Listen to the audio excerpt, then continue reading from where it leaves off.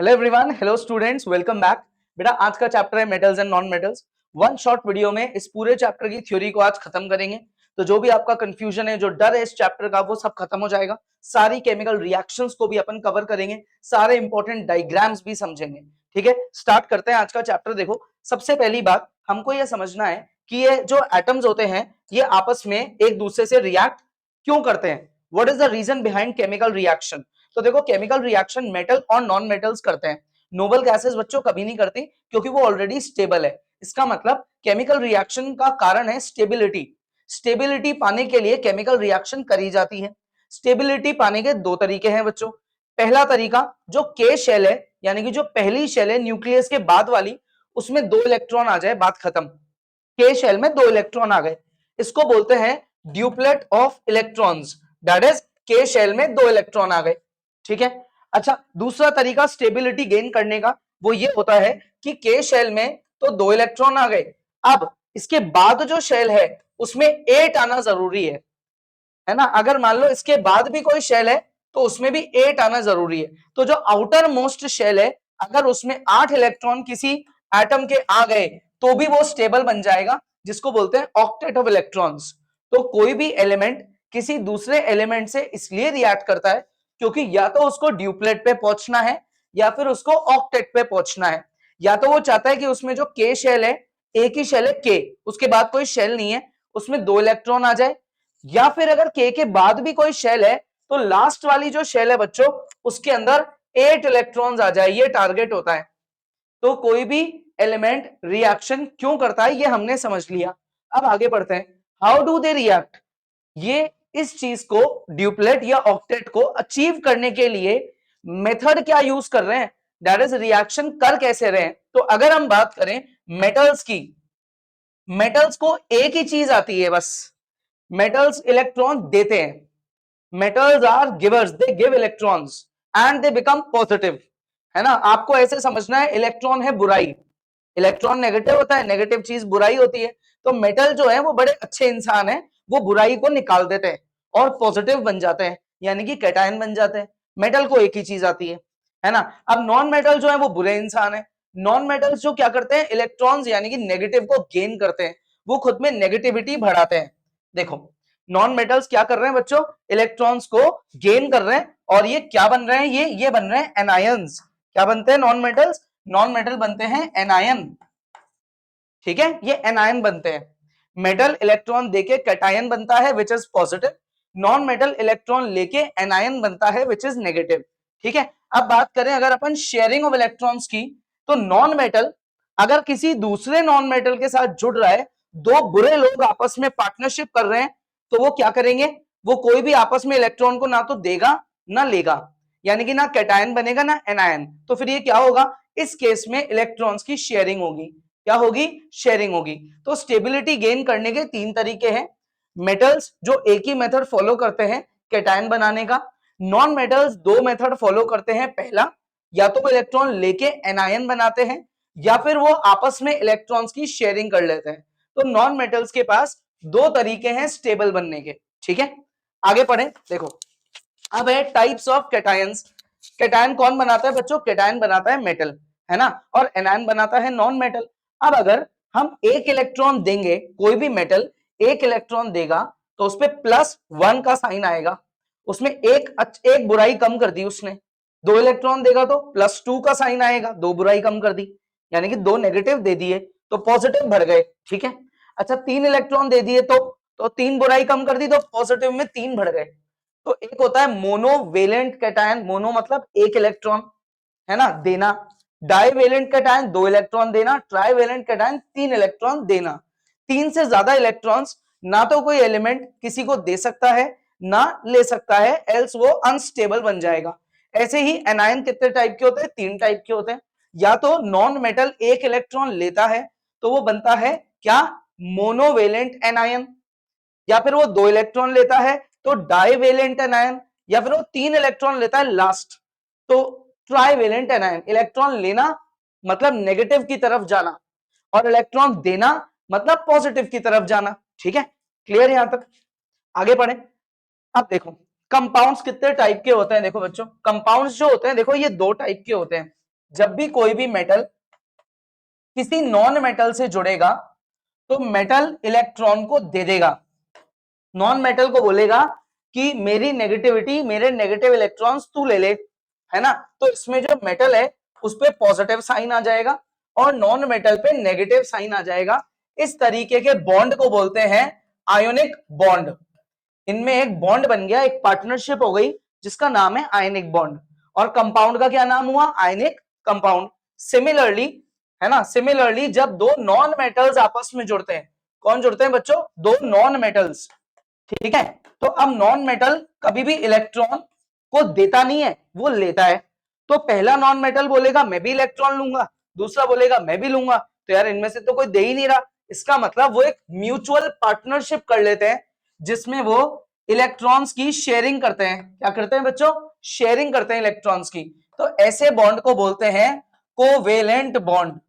ये कब बनता है? जब दो नॉन मेटल आपस में जुड़ते हैं, ठीक है। ये इलेक्ट्रॉन्स की इन्होंने क्या करी बच्चों? शेयरिंग कर ली। कोवेलेंट बॉन्ड कौन से कंपाउंड में होता है? कोवेलेंट कंपाउंड, जैसे कि कार्बन डाइऑक्साइड। आयनिक बॉन्ड किस में होता है? आयनिक कंपाउंड, जैसे कि सॉल्ट, ठीक है। क्लियर? आगे बढ़े। देखो, अब आयनिक कंपाउंड और कोवेलेंट कंपाउंड में कुछ बेसिक डिफरेंसेस समझते हैं, इससे आपकी नॉलेज और इंप्रूव होगी, है ना। पहली बात, ये बनते किसके बीच में है? तो आयनिक कंपाउंड बनता है मेटल और नॉन मेटल के बीच में, कोवेलेंट बनता है नॉन मेटल और नॉन मेटल के बीच में, ठीक है। Type of bond, ionic compound में आयनिक बॉन्ड है, कोवेलेंट में कोवेलेंट बॉन्ड है। इन्वॉल्वमेंट ऑफ आयंस, ऑब्वियसली इसमें पॉजिटिव और नेगेटिव दोनों आयंस का इन्वॉल्वमेंट है, ठीक है। इसमें आयंस का इन्वॉल्वमेंट नहीं है क्योंकि शेयरिंग हो रही है इलेक्ट्रॉन्स की। इलेक्ट्रिकल कंडक्टिविटी, यार अगर इसमें आयंस है, चार्जेस है, तो यार इसकी इलेक्ट्रिकल कंडक्टिविटी रहेगी हाई। अब इसमें तो ऑलमोस्ट कोई चार्ज ही नहीं है, तो इसकी इलेक्ट्रिविटी कंडक्टिविटी रहेगी लो। ये इलेक्ट्रिसिटी का बैड कंडक्टर माना जाएगा। लेकिन अगर इसमें अपन बात करें किसी एक्सेप्शन की, तो वो हम लिख सकते हैं एसिड्स। एसिड जो है बच्चों, ये कोवेलेंट कंपाउंड होता है क्योंकि नॉन मेटल्स की मदद से बनता है, लेकिन फिर भी इलेक्ट्रिसिटी का अच्छा कंडक्टर है। क्यों है? ये मैं ऑलरेडी आपको चैप्टर 2 में पढ़ा चुका हूं, ठीक है। आगे पढ़े। हीट कंडक्टिविटी, तो भाई सेम बात, यहां पे हीट कंडक्टिविटी हाई रहेगी because ionic bond is very very strong, उसको ब्रेक करना इम्पॉसिबल है क्योंकि बहुत स्ट्रॉन्ग एक दूसरे को अट्रैक्ट करके रखते हैं वो। अब इसमें अट्रैक्शन क्या है? वीक। क्यों? क्योंकि इसमें आयंस नहीं है, इसमें पॉजिटिव नेगेटिव का अट्रैक्शन नहीं होता, ये सिर्फ शेयरिंग से बना है जो इजीली टूट सकता है, इसलिए इसकी क्या है? हीट कंडक्टिविटी लो। क्या है? लो, क्योंकि जो इसके बीच में बॉन्ड है वो क्या है? एक तरीके से वीक बॉन्ड है। कोवेलेंट कंपाउंड क्या होता है? ये एक वीक कंपाउंड होता है जो बहुत इजीली ब्रेक हो सकता है, ठीक है। लेकिन इसमें भी कुछ एक्सेप्शंस है जो आप इसके नेक्स्ट चैप्टर में पढ़ेंगे कार्बन एंड कंपाउंड्स में, तो उस समय डिस्कस करेंगे। अभी आगे बढ़ते हैं। क्योंकि ये बॉन्ड बहुत स्ट्रॉन्ग है तो बच्चों इनका मेल्टिंग पॉइंट, बॉइलिंग पॉइंट भी बहुत हाई है। जैसे नमक, इसको आप कितना ही गर्म करो ना तो ये इजीली मेल्ट होगा ना बॉइल होगा, हजारों डिग्री तक गर्म करना पड़ेगा। लेकिन अगर बात करें वाटर की, तो वाटर तो बच्चों सिर्फ 100 डिग्री पे ही बॉइल हो जाता है ना। मेल्ट तो ऑलरेडी है क्योंकि वो तो लिक्विड ही है। आइस का अगर बात करें मेल्टिंग पॉइंट तो 0 डिग्री है, कितना कम है, अपने आप ही बिना मेहनत के मेल्ट हो जाती है, और बॉयल 100 डिग्री पे होता है। अल्कोहल का बॉइलिंग पॉइंट अप्रोक्सीमेट 78 डिग्री होता है और इसका हजारों में होता है। डिफरेंस है सिर्फ किसका? बॉन्ड की स्ट्रेंथ का, ये स्ट्रॉन्ग है, ये थोड़ा वीक है। solubility in water, सारे ionic compounds like salt they are soluble in water, why? Because इनमें आयंस होते हैं, पानी में जाके ये आयंस में ब्रेक डाउन हो जाते हैं, ठीक है। वेराज अगर solubility in water की बात कोवेलेंट कंपाउंड में करें तो बहुत सिलेक्टेड कोवेलेंट कंपाउंड ही पानी में डिसॉल्व हो पाते हैं, जैसे कि acid, HCl acid, H2SO4 acid, ये कुछ कोवेलेंट कंपाउंड्स पानी में डिसॉल्व हो सकते हैं लेकिन बहुत सारे नहीं हो पाते। Solubility in organic solvent, organic word क्या होता है भाई? ऑर्गेनिक मतलब जिसमें कार्बन प्रेजेंट है उसे ऑर्गेनिक बोलते हैं, जैसे पेट्रोल, डीजल, है ना, ये केरोसिन, इनको ऑर्गेनिक बोला जाता है। अल्कोहल भी इवन ऑर्गेनिक है। तो इसमें आयनिक कंपाउंड्स ऑर्गेनिक के केस में ऑलमोस्ट डिसॉल्व नहीं हो पाते, है ना, ये इनका नेचर है। लेकिन अगर बात करें एक्सेप्शन की, तो वो एक्सेप्शन जैसे आप एक याद क्या रख सकते हो? लिथियम आयोडाइड, ठीक है, ये डिसॉल्व हो जाता है क्योंकि लिथियम का बॉन्ड वीक होता है। और अगर बात करें कोवेलेंट कंपाउंड की, तो यार ये ऑलमोस्ट सारे ही ऑर्गेनिक सॉल्वेंट में डिसॉल्व हो जाते हैं। एग्जाम्पल बहुत सारे हैं, आप अपने मन से भी लिख सकते हैं, ठीक है। इनमें आप देखो कहीं भी मेटल नहीं है और इनमें मेटल होना जरूरी है। मेटल और मेटल कभी भी आपस में रिएक्ट नहीं करते, है ना, ये बात याद रखना। कभी भी एक मेटल किसी दूसरे मेटल से रिएक्ट नहीं करेगा, क्योंकि मेटल्स इलेक्ट्रॉन की शेयरिंग नहीं कर सकते। क्लियर, आगे बढ़े।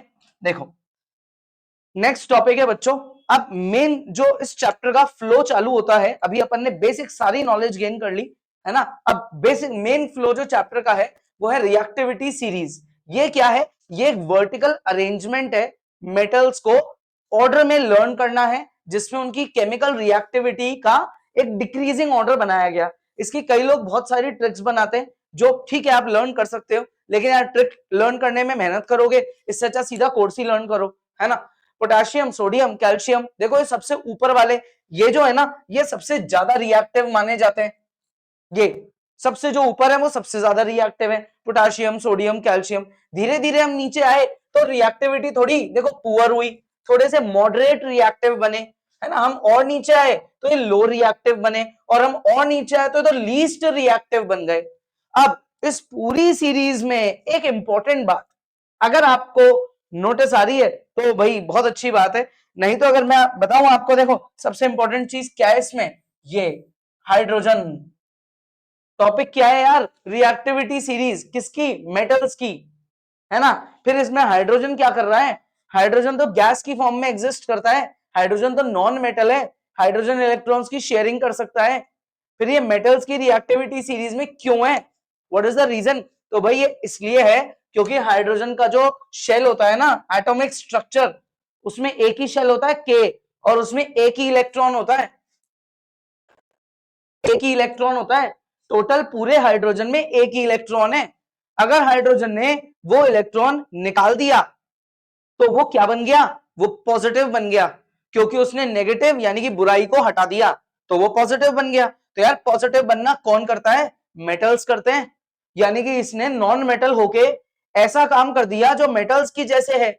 इसका मतलब इसलिए हम हाइड्रोजन को यहां पे मेटल्स की रिएक्टिविटी सीरीज में लिखते हैं। क्लियर, क्योंकि ये मेटल जैसा काम करने लग गया। इसने क्या बना लिया बच्चों, कैटायन बना लिया, पॉजिटिव आयन।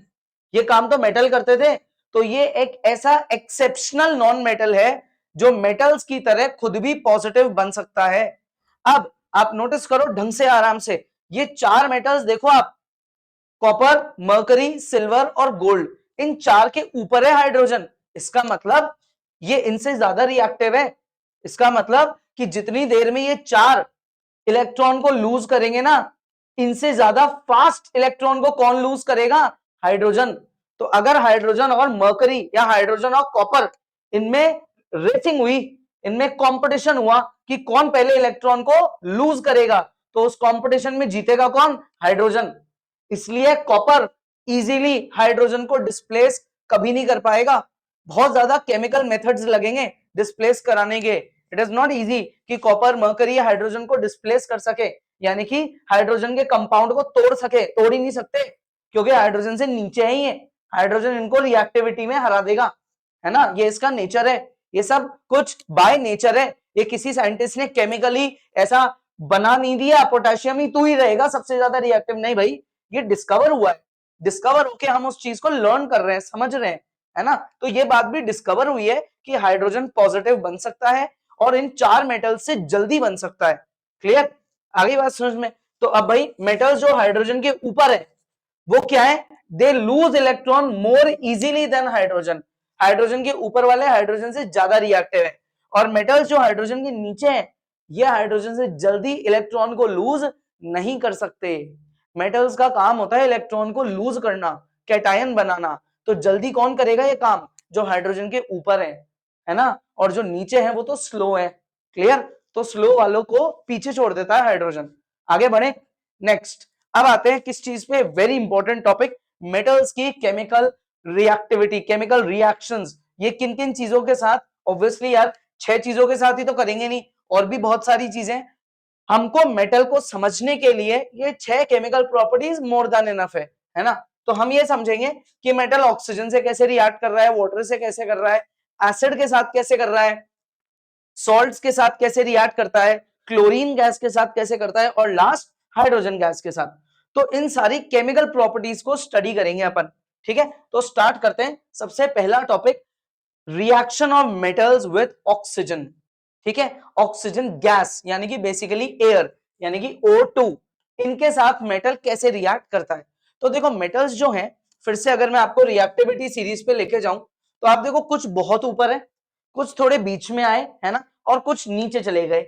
यानी कि जो बहुत ऊपर है वो बहुत फास्ट रिएक्शन करेंगे, ये कंपैरेटिवली थोड़ा स्लो रिएक्ट करेंगे, और ये और भी ज्यादा स्लो रिएक्ट करेंगे, ठीक है। तो इस बात को आप डिटेल में समझते हैं बच्चों, क्या चीज, chemical reactivity of metals with oxygen, ठीक है। तो अब इसमें क्या है देखो, पहली बात, केस ऑफ एल्कलाई मेटल्स। यार ये एल्कलाई मेटल्स क्या होते हैं, अगर आपको नहीं पता कोई बात नहीं, मैं आपको बता रहा हूं। वो मेटल्स जिनके लास्ट शेल में एक इलेक्ट्रॉन होता है, लिथियम, सोडियम, पोटेशियम, ये तीन आपके कोर्स में है, इन्हें एल्कलाई मेटल्स बोलते हैं क्योंकि इनके लास्ट शेल में एक इलेक्ट्रॉन होता है। तो हम ये समझ रहे हैं कि इनको हम ऑक्सीजन से कैसे रिएक्ट कराएं। तो पहली बात, ये मेटल्स बहुत ज्यादा फुर्तीले होते हैं, है ना, इसलिए इनको केरोसिन ऑयल में रखा जाता है। नहीं रखोगे, टेबल पे रखोगे, तो ये फुर्ती से ऑक्सीजन के साथ रिएक्ट कर जाएंगे फटाफट, और ऐसे बर्न हो जाएंगे, ये आग लग जाएगी इनमें, इसलिए इनको केरोसिन ऑयल में स्टोर करके रखते हैं। केरोसिन में क्यों, क्योंकि केरोसिन में ऑक्सीजन नहीं जा पाता, केरोसिन ऑक्सीजन को दूर रखता है खुद से, तो ये मेटल्स जो है ना ये सेफ हो जाते हैं। नहीं तो टेबल में पड़े पड़े आग लग जाएगी, अपने आप हवा में पटाखे फूटेंगे अगर आपने इनको ओपन रख दिया तो देखो lithium reacts with oxygen to form lithium oxide, heat is generated. Again sodium के साथ भी हीट जनरेट हो रही है, और आप फिर देखो पोटेशियम के साथ भी हो रही है, ठीक है। अब ये जो हमने हमने क्या बनाए बच्चों, ये मेटल ऑक्साइड्स बनाए। अब ये मेटल ऑक्साइड्स बेसिक है या एसिडिक, ये डिपेंड करेगा पानी में डालने के बाद। तो हमने इन ऑक्साइड्स को देखो आप वाटर में डिसॉल्व करा, नोटिस करना, देखो सबके साथ क्या आ गया बच्चों, OH आ गया। क्या आ गया, OH आ गया, आ गया ना OH। इसका मतलब ये सारे क्या हैं, ये सारे बेसेस हैं, LiOH, NaOH, KOH, यानी कि ये स्ट्रॉन्ग बेस बना रहे हैं। क्या बना रहे हैं, ये स्ट्रॉन्ग बेस बना रहे हैं। That is a red litmus को क्या कर देंगे, ब्लू कर देंगे, यूनिवर्सल इंडिकेटर को वायलेट के आसपास का कलर लेके आ जाएंगे, ठीक है, क्लियर। क्योंकि ये हाई रिएक्टिव मेटल्स की बात हो रही थी। अब आते हैं किस पे, एल्कलाइन अर्थ मेटल्स। ये कौन से मेटल्स हैं, ये वो होते हैं जिनके आखिरी शेल में 2 इलेक्ट्रॉन होते हैं। पहला था एल्कलाई मेटल्स, फिर है एल्कलाइन अर्थ मेटल्स। हो सकता है देखो आपको अभी थोड़ा लग रहा हो कि स्लो है, बहुत ज्यादा एक्सप्लेन कर रहे हैं, नहीं करेंगे ना तो इसके क्वेश्चंस आपसे सॉल्व नहीं हो पाएंगे। तो चाहे 10 मिनट ज्यादा पढ़ लेंगे लेकिन पढ़ेंगे पूरी डिटेल में, है ना। देखो metals like magnesium and calcium do not react with oxygen at room temperature, ये आसानी से रिएक्ट ही नहीं करते। इसका मतलब हमें इन्हें क्या करना पड़ता है, हीट करना पड़ता है। हीट करने से क्या होगा, ये बेसिक ऑक्साइड बनाएंगे, बेसिक, है ना, यानी कि बेस बनेगा, यानी कि OH आएगा, यानी कि रेड लिटमस को ब्लू कर देगा, लेकिन उतना स्ट्रॉन्ग बेस नहीं बनेगा, कंपैरेटिवली थोड़ा सा वीक बेस बनेगा। देखो मैग्नीशियम को ऑक्सीजन से हीट करा के प्रेजेंस में, ये तो चैप्टर 1 में भी याद हो अगर आपको, एक्टिविटी पढ़ाई थी यार, व्हाइट डार्जलिंग फ्लेम। मैग्नीशियम को सैंड पेपर से रब करो और फिर आप उसे क्लिप्स में पकड़ के बर्न करना चालू कर दो तो व्हाइट फ्लेम निकलती है, वो होता है मैग्नीशियम ऑक्साइड। इसको फर्दर पानी में डालेंगे तो मैग्नीशियम हाइड्रोक्साइड आ गया ना OH, तो ये भी बेस है। कैल्शियम, कैल्शियम को ऑक्सीजन की प्रेजेंस में हीट करते हैं तो बनेगा कैल्शियम ऑक्साइड यानी कि क्विक लाइम। इसकी फ्लेम ब्राइट व्हाइट, उसमें व्हाइट डार्जलिंग, इसमें ब्राइट व्हाइट फ्लेम, और ये भी क्या है, ये भी बेस है, ठीक है। अच्छा अगर आपको पूछा जाए कि MgOH और CaOH होल ट्वाइस, इन दोनों में कौन सा कंपैरेटिवली ज्यादा स्ट्रॉन्ग है, तो वो ये है, कैल्शियम हाइड्रोक्साइड थोड़ा ज्यादा स्ट्रॉन्ग बेस होता है as compare to magnesium hydroxide, because calcium reactivity series में ऊपर आता है, ठीक है, ये ज्यादा आयंस प्रोड्यूस करके देगा। आगे पढ़े नेक्स्ट, अभी पहली केमिकल प्रॉपर्टी चल रही है, देखो आराम से पढ़ रहे हैं, रिएक्शन विद ऑक्सीजन, उसका तीसरा केस एम्फोटेरिक ऑक्साइड्स, बहुत ज्यादा इंपॉर्टेंट, इस पे तो क्वेश्चन पक्का आएगा। एम्फोटेरिक ऑक्साइड्स, एम्फोटेरिक ऑक्साइड्स मतलब अभी हमने पढ़ा कि चाहे सोडियम रिएक्ट करे, चाहे मैग्नीशियम करे, कैल्शियम करे, ये जब पानी में डिसॉल्व हो जाते हैं तो ये OH बनाते हैं, यानी कि ये क्या है, बेस है, बेस, इनका नेचर है बेसिक नेचर। लेकिन एम्फोटेरिक ऑक्साइड वो होती है जो प्योरली बेसिक नहीं है, ये बेस से भी रिएक्ट कर जाएगी और ये एसिड से भी रिएक्ट कर जाएगी। मतलब एम्फोटेरिक ऑक्साइड जो है ये मिक्सचर है, ये पार्टी बदल लेती है ना, ये किसी एक पार्टी की नहीं है, ये पार्टी बदलेगी तो कभी ये बेस से रिएक्ट कर जाएगी, फिर पार्टी बदलेगी तो चलो ये एसिड से रिएक्ट कर जाएगी। तो आपको ऐसे दो मेटल्स याद रखने हैं जो एम्फोटेरिक ऑक्साइड बनाते हैं, है ना। कौन कौन से हैं बच्चों? वो है एक तो एल्यूमिनियम और एक जिंक। ये दो मेटल्स हैं ऐसे जो एम्फोटेरिक ऑक्साइड बनाते हैं। क्लियर? यानी कि they react with both acids as well as bases. Aluminium oxygen से रिएक्ट करा, एल्यूमिनियम ऑक्साइड बना।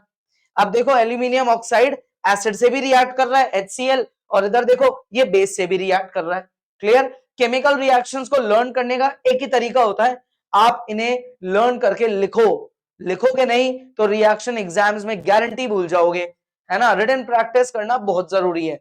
जिंक रिएक्ट्स विद ऑक्सीजन, बना जिंक ऑक्साइड। क्या बना बच्चों? Zinc oxide. अच्छा यहाँ पे बैलेंसिंग में जिंक पे 3 नहीं, यहाँ पे 3 नहीं आएगा ऑक्सीजन पे, है ना। ये बना जिंक ऑक्साइड। अब आगे जिंक ऑक्साइड को एसिड में डिसॉल्व करा तो बना जिंक क्लोराइड और वाटर, यानी कि देखो एसिड से रिएक्ट कर गया। अब देखो ये बेस से भी रिएक्ट कर गया।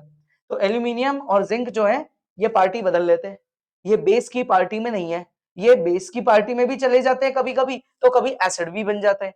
अगर ये बेस है तो ये एसिड से रिएक्ट कर जाएंगे, और अगर एसिड की पार्टी में गए तो ये बेस से रिएक्ट कर जाएंगे। क्लियर? आगे पढ़े, क्या है भाई next? Second chemical property, reaction with water. Reaction with water, तो इसमें हम पहले पढ़ रहे हैं हाई रिएक्टिव मेटल्स के बारे में, that is potassium, sodium, calcium, इनके बारे में। यार हाई रिएक्टिव मेटल है तो बहुत जल्दी रिएक्ट करेगा, हीट भी जनरेट करेगा, है ना, यानी कि विगरस रिएक्शन होगी। तो देखो मेटल्स प्लस कोल्ड वाटर से भी रिएक्ट कर जा रहा है, इतना हाई रिएक्टिव है। स्ट्रॉन्ग बेस बनता है यानी कि OH आता है, हाइड्रोजन गैस बनती है और हीट बनती है। देखो potassium reacts with water to form potassium hydroxide which is a very strong base, hydrogen gas के बबल्स बनते हैं और हीट बनती है। ऐसे ही सोडियम की रिएक्शन, ये दोनों ही बहुत विग्रसली रिएक्ट करते हैं, ठीक है। Case of moderate reactive metal, अब अगर ये मॉडरेट है, ये थोड़े लो रिएक्टिव है, इसका मतलब है कोल्ड वाटर से तो इजीली रिएक्ट नहीं करेंगे, तो या तो हम पानी को थोड़ा हीट करें और उसे हॉट वाटर बना दे, या फिर हम उसे और हीट करें और उसे स्टीम बना दे, है ना। अगर आप हॉट वाटर से रिएक्ट कराओगे तो आपका बनेगा बेस। What is base? क्या होता है बेस? बेस होता है मेटल हाइड्रोक्साइड, मेटल के साथ OH आना, इसको बेस बोलते हैं, ठीक है। और अगर मेटल स्टीम से रिएक्ट कर रहा है तो बनेगा metal oxide. What is metal oxide? Metal के साथ ऑक्सीजन आना, ठीक है। तो अब इसके देखो दोनों के एग्जाम्पल देखो, मैग्नीशियम हॉट वाटर से रिएक्ट कर रहा है तो बनेगा मैग्नीशियम हाइड्रोक्साइड, और मैग्नीशियम स्टीम से रिएक्ट कर रहा है तो बनेगा मैग्नीशियम ऑक्साइड, ठीक है। क्लियर? आगे बढ़े, देखो यहां पे हमने हीट भी लिखा था क्योंकि ये हाई रिएक्टिव मेटल्स हैं। इधर देखो आप, हमने कहीं भी हीट मेंशन नहीं करा, बल्कि हम तो पानी को हीट दे रहे हैं ताकि रिएक्शन हो जाए। आगे बढ़े, कैल्शियम का केस विद वाटर, ये बहुत अच्छी चीज है, इस पे एक्टिविटी बेस्ड क्वेश्चन भी आ सकता है, इस पे MCQ भी आ सकता है। कैल्शियम जब वाटर से रिएक्ट करता है तो बनता है calcium oxide which is known as quicklime. क्या बोलते हैं इसको? क्विकलाइन, है ना। आगे साथ में क्या बनी? Hydrogen gas. अब इंपॉर्टेंट बात क्या है, ये जो हाइड्रोजन गैस के बबल्स होते हैं ना, ये कैल्शियम के लिए थोड़ी देर तक स्विमिंग ट्यूब का काम करते हैं, ये कैल्शियम को डूबने नहीं देते, उस कैल्शियम के नीचे आ जाते हैं बबल्स और उसको फ्लोट करने में मदद करते हैं, वो बोट की तरह फ्लोट होता है और थोड़ी देर बाद हो सकता है वो सिंक कर जाए, लेकिन काफी देर तक वो फ्लोट तो करेगा। तो ये इंपॉर्टेंट बात है बच्चों, है ना। Case of low reactive metals, अब आते हैं अपन लो रिएक्टिव। मॉडरेट अपन ने पढ़ लिया जिसमें हॉट वाटर और स्टीम दोनों से कर सकता है, लेकिन अगर लो रिएक्टिव की बात करें तो देखो अब हॉट वाटर गया, अब कौन आ गया? स्टीम, ठीक है। तो लो रिएक्टिव में है जैसे एल्यूमिनियम, जिंक और आयरन, ये तीनों स्टीम से रिएक्ट कर रहे हैं, तीनों अपनी अपनी ऑक्साइड बना रहे हैं, है ना। बेस तो है ही नहीं है इस बार, OH तो है ही नहीं, ऑक्साइड बना रहे हैं। क्लियर? अब लीस्ट रिएक्टिव मेटल्स कौन होते हैं बच्चों? लीस्ट रिएक्टिव, जो रिएक्टिविटी सीरीज में हाइड्रोजन के नीचे आते हैं, copper, mercury, silver and gold, ये चार हाइड्रोजन के नीचे आते हैं, इसलिए हमने उनको एक अलग हेडिंग में डाला, लीस्ट रिएक्टिव मेटल्स। अब यार जब ये हाइड्रोजन से नीचे है और वाटर में हाइड्रोजन है, तो क्या हाइड्रोजन अपना कंपाउंड इनके लिए तोड़ देगा? मतलब क्या हाइड्रोजन इन चारों से हार जाएगा? Obviously not. वो तो रिएक्टिविटी सीरीज में ऊपर है, तो हाइड्रोजन इन चारों को बोलेगा साइड चलो, तुम तो मेरे से लो रिएक्टिव हो, मेरे से कहां रिएक्शन करने आ गए। इसका मतलब इसका आंसर क्या है? No reaction. Low reactive metals ये चारों वाटर से रिएक्ट नहीं कर सकते। लेकिन अगर अपन बहुत ज्यादा हीट करें, कई टेक्निक्स लगाएं, तो ऑब्वियसली रिएक्शन हो सकती है, लेकिन under normal circumstances that is cold water, hot water और स्टीम के साथ रिएक्ट नहीं करेगा, है ना। हाइड्रोजन अपना बॉन्ड छोड़ेगा ही नहीं इनके लिए। आगे रिएक्शन में डाइल्यूट एसिड। डाइल्यूट एसिड क्या होती है? वो एसिड जिसमें प्योर एसिड तो कम है और पानी ज्यादा है ना। तो जैसे अपन तीन एसिड्स का एग्जांपल समझेंगे, HCl, H2SO4 और HNO3। नाइट्रिक एसिड का बहुत इंपॉर्टेंट टॉपिक है ये। तो देखो जो मेटल्स हैं, चाहे वो हाई हो, मॉडरेट हो या लो हो, वो कैसे रिएक्ट करते हैं। तो पहली बात, लो की तो बात ही भूल जाओ, अभी बताया था। लो मेटल्स वो है यार बच्चों जो हाइड्रोजन से नीचे थे, तो वो तो रिएक्ट कर नहीं सकते एसिड में। क्यों? क्योंकि एसिड में हाइड्रोजन तो होता है, चाहे कोई सी भी एसिड हो, चाहे HCl हो, H2SO4 हो, HNO3 हो या H2CO3 हो। ये इजीली हाइड्रोजन को हटाना लो रिएक्टिव के लिए पॉसिबल तो नहीं है ना। तो अपन बात करते हैं जैसे potassium, magnesium, sodium, manganese, aluminium, calcium, ये जितने भी मेटल्स हैं ये हाइड्रोजन से ऊपर आते हैं रिएक्टिविटी सीरीज में, इसलिए हाइड्रोजन को क्या कर देंगे? डिस्प्लेस कर देंगे। दैट इज एसिड का कंपाउंड तोड़ देंगे, हाइड्रोजन को निकाल देंगे और खुद का एक नया कंपाउंड बना लेंगे। क्लियर? इजी है। अब अगर बात करें इसमें केस ऑफ नाइट्रिक एसिड की, very important case of nitric acid, है ना। देखो आप इधर वाले केस में देखो कितना इजी था, सॉल्ट बना, हाइड्रोजन गैस बनी।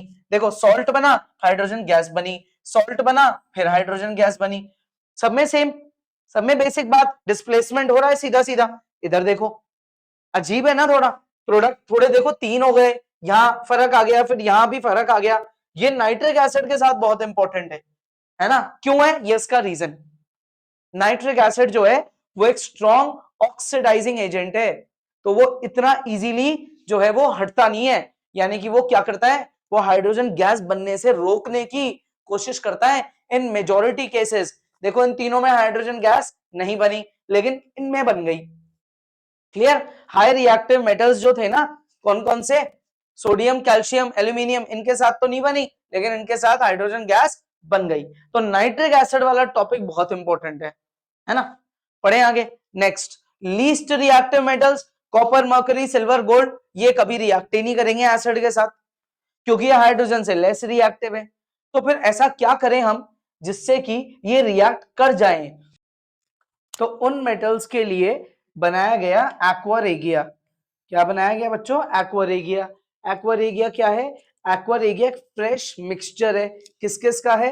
Concentrated nitric acid, concentrated hydrochloric acid in the ratio 1:3। इसका मतलब अगर 10 ml नाइट्रिक एसिड है तो 30 ml हाइड्रोक्लोरिक एसिड है। एक्वा रेगिया का क्या यूज हुआ? जो मेटल्स हाइड्रोजन से लेस रिएक्टिव हैं ये उनसे भी रिएक्ट कर जाता है। जैसे हमारे घर में कई चांदी के बर्तन काफी पुराने हो गए तो आपने नोटिस करा होगा काले पड़ जाते हैं।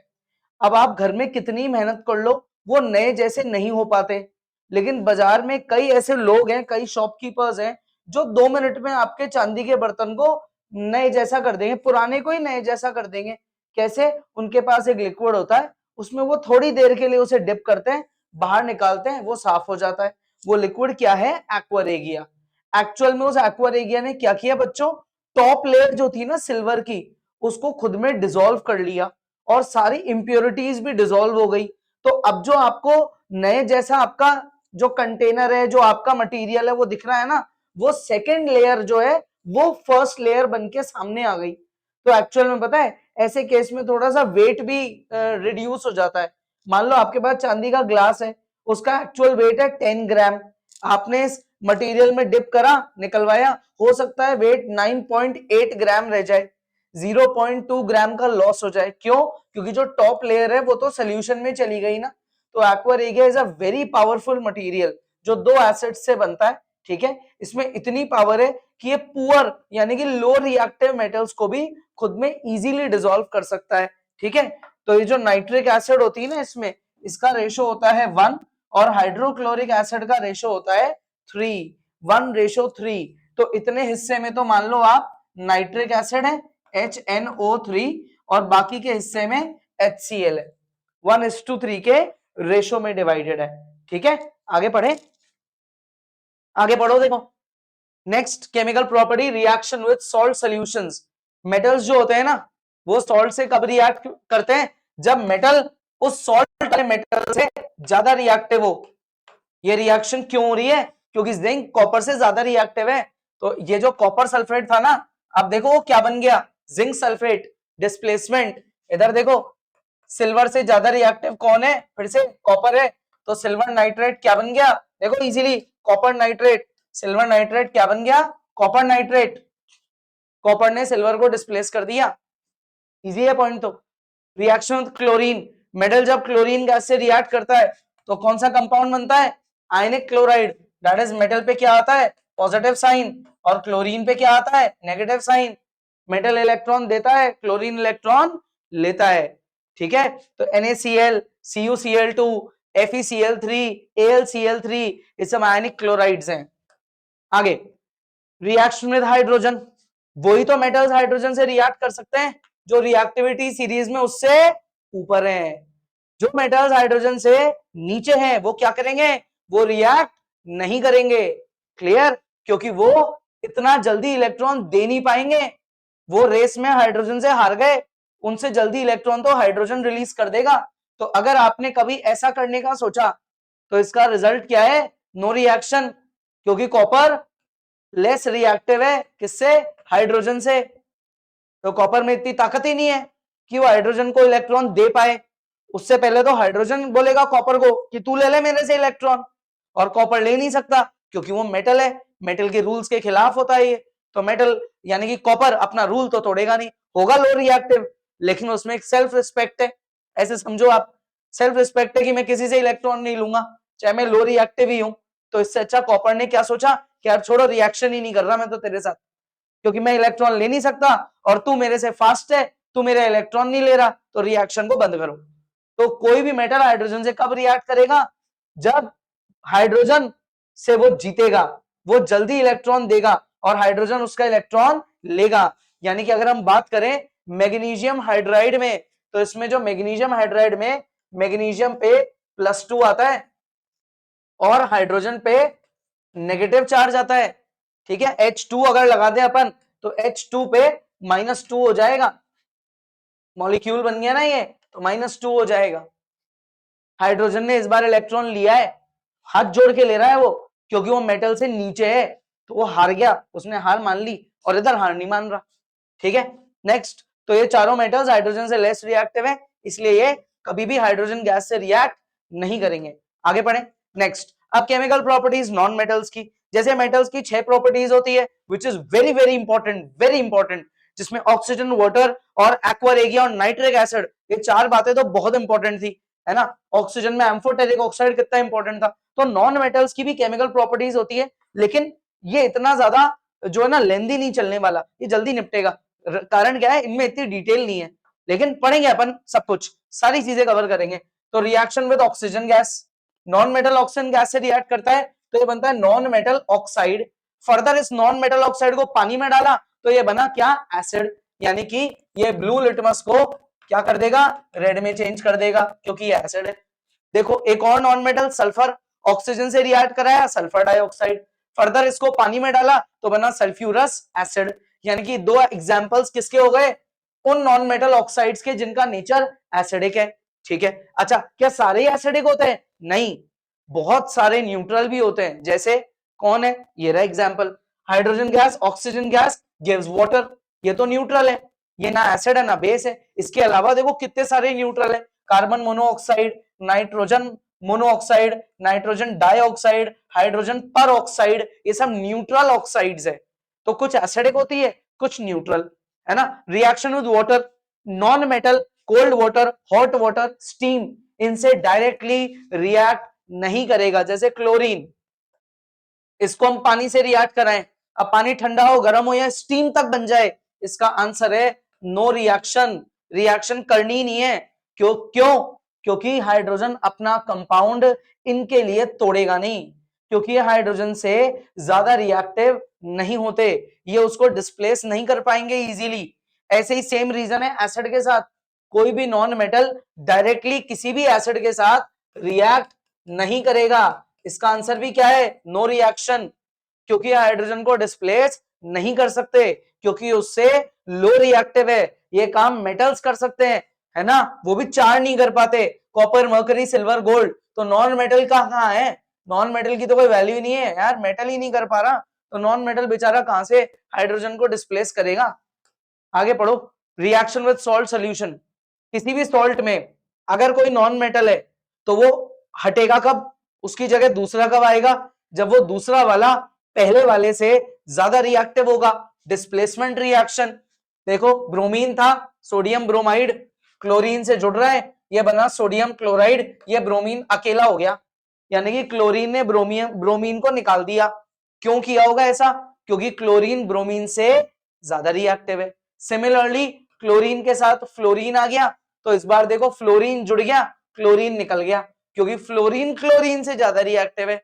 तो आप डरो मत, आपको मेटल्स की रिएक्टिविटी सीरीज तो लर्न करनी है, ऑब्वियसली वो कोर्स में, लेकिन नॉन मेटल की रिएक्टिविटी सीरीज बिल्कुल भी कोर्स में नहीं है ना।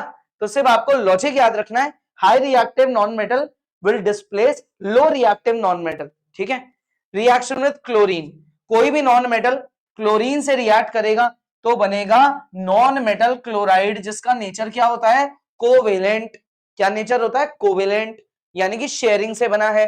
देखो फास्फोरस सॉलिड है, क्लोरीन गैस है, प्रोडक्ट बना लिक्विड, चेंज इन स्टेट भी हो रहा है। फिर देखो ये सॉलिड है, ये गैस है, प्रोडक्ट बना लिक्विड, फिर से चेंज इन स्टेट हो रहा है। अब एक एक्सेप्शन इस पूरे टॉपिक का, क्लोरीन वाले का एक exception, hydrogen gas chlorine gas से जुड़ी तो HCl ये भी गैस है, और जब आप HCl को पानी में डाल दोगे तो इसका बिहेवियर हो जाएगा एसिडिक, लेकिन इसका बिहेवियर क्या रहेगा? न्यूट्रल। तो मेजॉरिटी नॉन मेटल्स जब क्लोरीन से रिएक्ट करते हैं तो वो न्यूट्रल क्लोराइड बनाते हैं, लेकिन हाइड्रोजन जब क्लोरीन से रिएक्ट करता है तो वो एसिडिक क्लोराइड बनाता है, ठीक है। आगे, reaction with hydrogen, last chemical property of non metals, non metal जब हाइड्रोजन से रिएक्ट करते हैं तो वो बनाते हैं कोवेलेंट हाइड्राइड। दैट इज यहां पे आयंस नहीं होते, यहां पे आयंस की बात नहीं होती, यहां पे किस चीज की बात होती है? इलेक्ट्रॉन्स के शेयरिंग की बात होती है। कोई भी नॉन मेटल जब हाइड्रोजन से जुड़ेगा तो ऐसे समझो दो भाई आपस में जुड़ रहे हैं तो वो इलेक्ट्रॉन्स की शेयरिंग करेंगे, उनमें कोई लड़ाई नहीं है ना, वो आपस में इलेक्ट्रॉन्स को सेंटर में रखेंगे और शेयर कर लेंगे एक दूसरे के साथ। क्लियर? चाहे हाइड्रोजन रिएक्ट करे क्लोरीन के साथ या हाइड्रोजन रिएक्ट करे सल्फर के साथ, हर बार शेयरिंग होगी। क्लियर? इनमें सब न्यूट्रल होते हैं सिवाय इसके।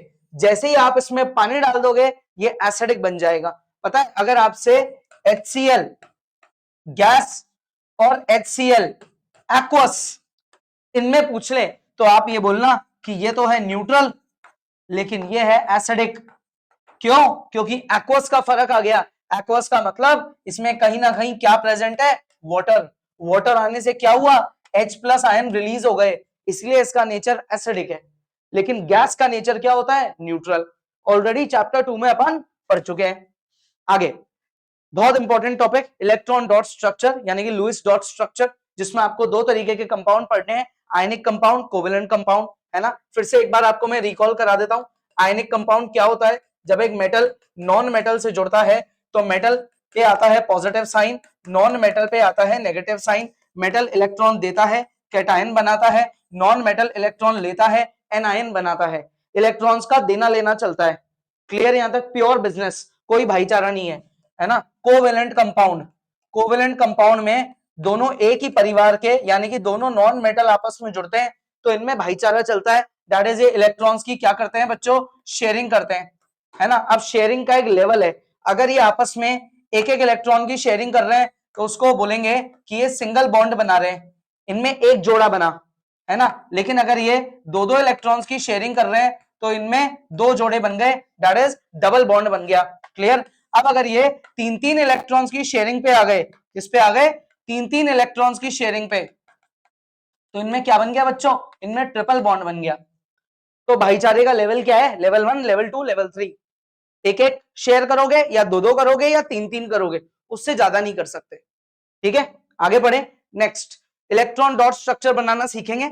सबसे पहले आयनिक कंपाउंड्स का 3 लेवल्स में डिवाइड होता है ये बच्चों, कैटायन, एनायन और फिर कंपाउंड कैसे बना। तो कैल्शियम क्लोराइड की अगर बात करें तो देखो कैल्शियम जो है इसकी कॉन्फ़िगरेशन होती है 2 8 8 और 2, यानी कि कैल्शियम के आखिरी शेल में 2 इलेक्ट्रॉन है। क्लोरीन की बात करें बच्चों तो ये होता है 2, 8, 7। क्लोरीन के आखिरी शेल में 7 इलेक्ट्रॉन है। कैल्शियम के आखिरी शेल में 2 इलेक्ट्रॉन है, ये 2 इलेक्ट्रॉन देगा और ये +2 के चार्ज पे आएगा। क्लोरीन के आखिरी शेल में 7 इलेक्ट्रॉन है, ये 1 इलेक्ट्रॉन लेगा, 7 + 1 8 हो जाएगा, ऑक्टेट बन जाएगा और इस पे -1 का चार्ज आ जाएगा। तो अब कैटायन कैसे बनता है, हम यहां लिखेंगे कैल्शियम, यहां 2 डॉट बनाएंगे। ठीक है, 2 इलेक्ट्रॉन को इसमें से माइनस करेंगे और इस पे +2 लगा देंगे। कैल्शियम को बोलेंगे तूने 2 बुराई निकाल दी, अब तू 2 अच्छाई यानी कि पॉजिटिव पे चले गया। क्लोरीन, ये कैसे बनेगा, क्लोरीन के लिए आप 7 ऐसे क्रॉस बना दो उसके इलेक्ट्रॉन्स, उसको 1 इलेक्ट्रॉन दो तो 7 क्रॉस तो उसके पास जो थे वैसे के वैसे रहेंगे, उसमें तो कुछ नहीं बिगड़ेगा। 1 इलेक्ट्रॉन इसके पास किसी का आ गया तो उस पर नेगेटिव चार्ज आ गया, नॉन मेटल इलेक्ट्रॉन लेता है, मेटल इलेक्ट्रॉन देता है। ठीक है, अभी आपस में कैसे जुड़े, आयनिक कंपाउंड के डॉट स्ट्रक्चर का तीसरा लेवल तीनों स्टेप्स में बना के आना होता है ना। कैल्शियम रिएक्ट्स विद क्लोरीन, अब कितने क्लोरीन है, 2 क्लोरीन है, क्यों आए ये भी मैं बताऊंगा आपको।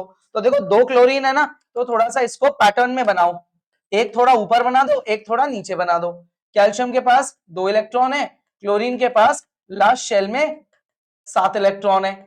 ठीक है, कैल्शियम क्या करेगा, इनको बोलेगा यार तुमको 8 पे आना है, तुम्हें तो एक एक इलेक्ट्रॉन चाहिए, तो चलो एक एक तुम मेरे से ऐसे ले लो भाई। तो कैल्शियम के ऊपर चार्ज आ गया क्या, +2, क्लोरीन Cl2 दोनों पे मिलके चार्ज आ गया -2, -1 -1 टोटल चार्ज -2।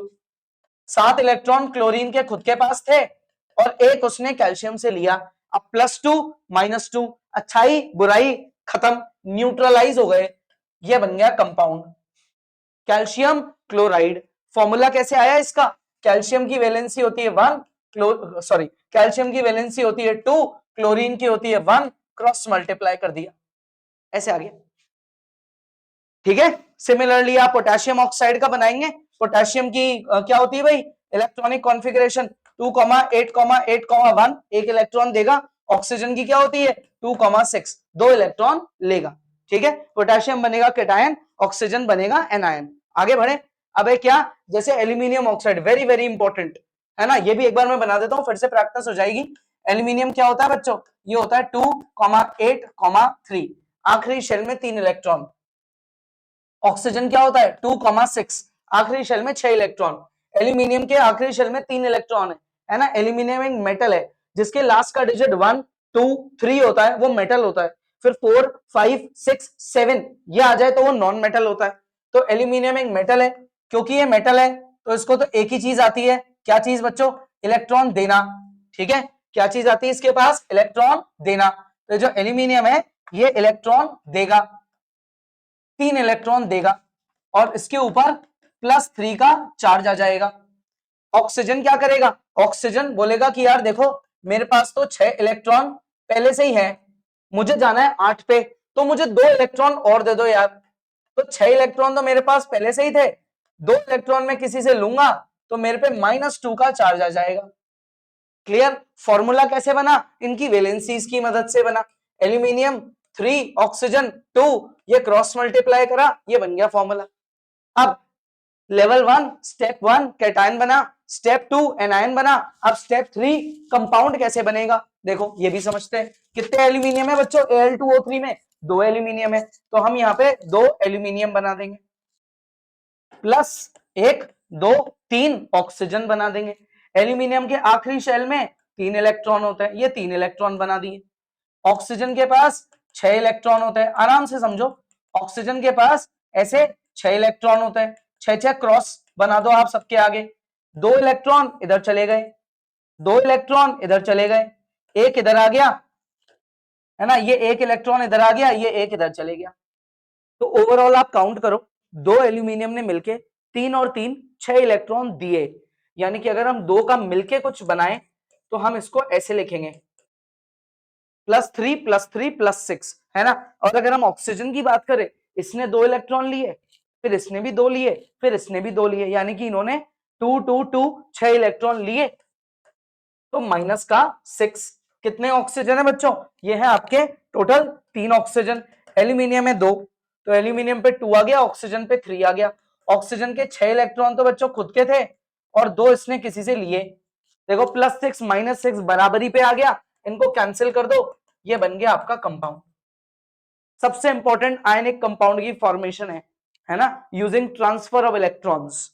अब आगे, अब आते हैं किस पे? कोवेलेंट कंपाउंड, भाईचारे पे। इसमें अब मेटल की बात ही नहीं करनी, इसमें सिर्फ नॉन मेटल की बात होगी, दैट इज इसमें अब सिर्फ इलेक्ट्रॉन्स की शेयरिंग की बात होगी।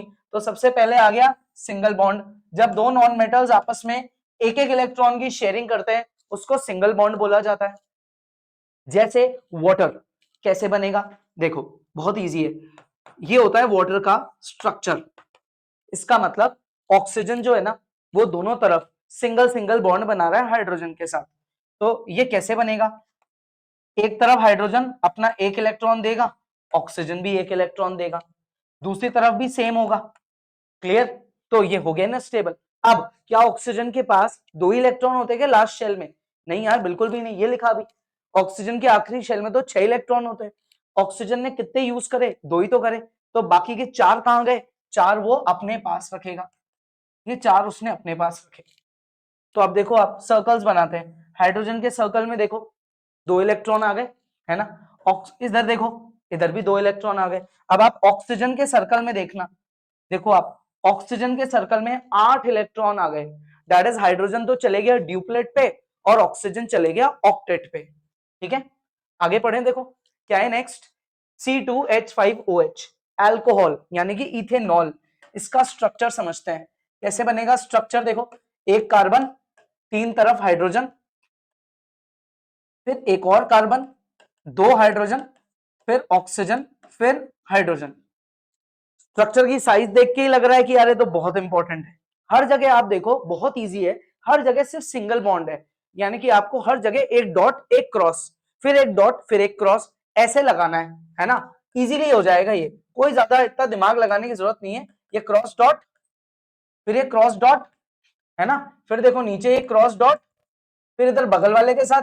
अब चाहे देखो दोनों कार्बन थे ना, तो आप दोनों के लिए सेम सिंबल यूज कर लो, क्योंकि दोनों कार्बन है तो क्रॉस मत करो। ठीक है, अच्छा अब आगे, दूसरे कार्बन के साथ फिर हाइड्रोजन है, क्रॉस डॉट, फिर नीचे एक और है।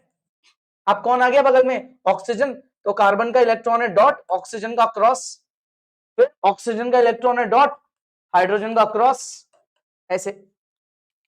आ गई बात समझ में? ठीक है, तो आप कैसे करेंगे इसको, सर्कल्स बनाना चालू करें। हाइड्रोजन के सर्कल में 2 इलेक्ट्रॉन आने चाहिए, कार्बन के 8 आने चाहिए और ऑक्सीजन के भी 8 आने चाहिए। देखो हाइड्रोजन के सर्कल्स देखो आप, जितने भी हाइड्रोजन के सर्कल हैं उनमें देखो 2 इलेक्ट्रॉन आएंगे। हाइड्रोजन के सर्कल में देखो 2 इलेक्ट्रॉन आ गए। अब आओ आप कार्बन के सर्कल पे, देखो ये कार्बन का जो सर्कल है इसमें आप गिनो 8 इलेक्ट्रॉन मिलेंगे आपको, ये 8 इलेक्ट्रॉन। दूसरे कार्बन के सर्कल में देखो, इसमें भी 8 इलेक्ट्रॉन। लास्ट ऑक्सीजन के सर्कल पे, ऑक्सीजन के सर्कल में आपको मिलने चाहिए फिर से 8 इलेक्ट्रॉन। ये तो गड़बड़ हो गई, ऑक्सीजन के सर्कल में तो 4 ही इलेक्ट्रॉन है। तो कोई बात नहीं, गड़बड़ को ठीक करो। ऑक्सीजन होता है 2,6, 6 इलेक्ट्रॉन। आपने यूज कितने करे इसके? 2, बचे कितने? 4 भी तो बचे, तो 4 बनाओ ना इसके। ठीक है, बना देते हैं, हो गया, हो गए 8 इलेक्ट्रॉन। ये 2 ही तो इलेक्ट्रॉन को शेयरिंग करने के लिए दे रहा है, 4 तो खुद के पास ही रखना है ना। तो ये इसका क्या बन गया? लुईस डॉट स्ट्रक्चर बन गया।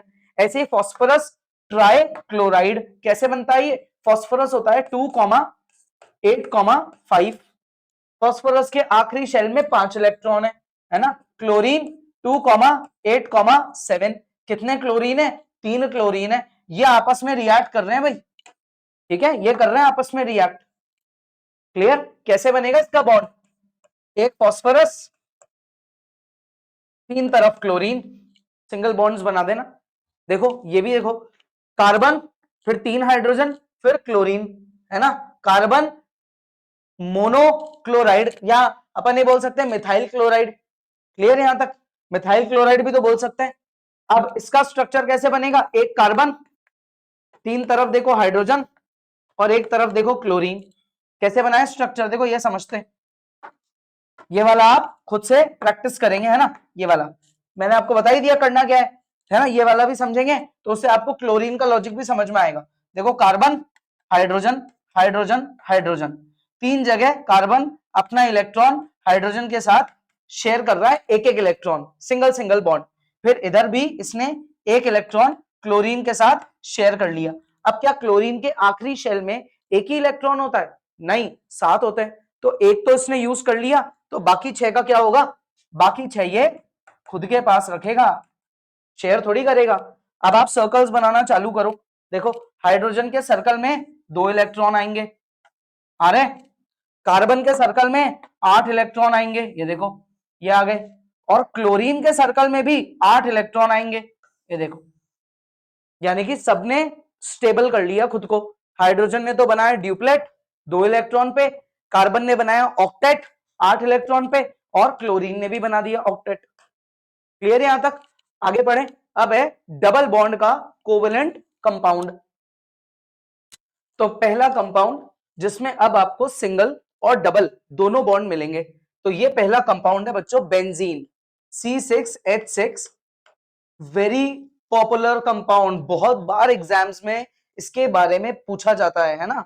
तो यह है बेंजीन, ठीक है। इसको और डिटेल में आप नेक्स्ट चैप्टर में भी पढ़ोगे। फिलहाल अपने को इसका क्या करना है? इसका इलेक्ट्रॉन डॉट स्ट्रक्चर समझना है। तो बेंजीन जो होता है ना, इसमें 6 कार्बन होते हैं, देखो, जो एक साइकिल की फॉर्म में इस तरीके से अरेंज्ड होते हैं। ये ऐसे हेक्सागन बनाते हैं। 6 हाइड्रोजन होते हैं, दैट इज हर कार्बन के पास उसका एक हाइड्रोजन होता है। ठीक है यहां तक? ओके।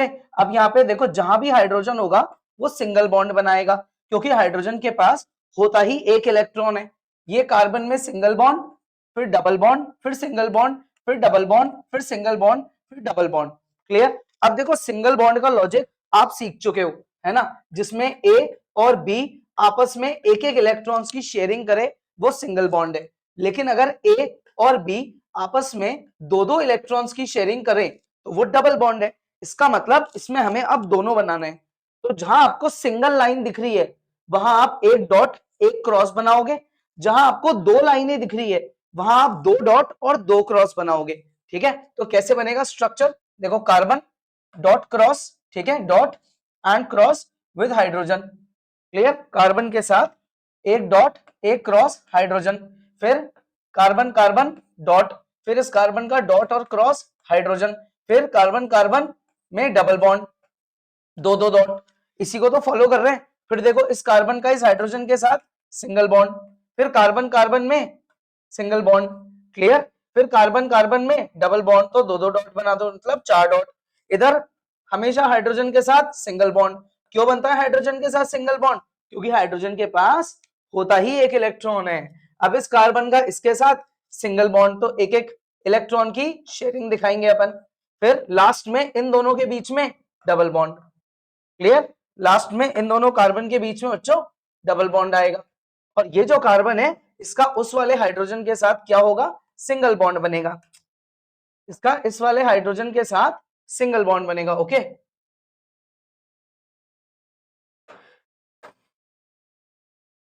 ये सिंगल बॉन्ड बन गया। अब हमें बनाने हैं सर्कल्स। ठीक है, सर्कल बनाना चालू करते हैं। देखो हाइड्रोजन के सर्कल में आपको 2 इलेक्ट्रॉन मिलेंगे। ये आराम से बनाया, देखो बिल्कुल स्ट्रक्चर, कारण क्योंकि ये बहुत ज्यादा इंपॉर्टेंट है। कार्बन के सर्कल में आपको कितने इलेक्ट्रॉन मिलने चाहिए? 8 इलेक्ट्रॉन। देखना पहले कार्बन का सर्कल, आराम से देखो 8 इलेक्ट्रॉन है। अब देखो दूसरे कार्बन का सर्कल, ये 8 इलेक्ट्रॉन है। Third one, next fourth one, सब में 8 इलेक्ट्रॉन्स है बच्चों। ये देखो हर कार्बन में 8 इलेक्ट्रॉन्स आ गए, दैट इज वो ऑक्टेट बना रहा है, और हाइड्रोजन ड्यूप्लेट बना रहा है।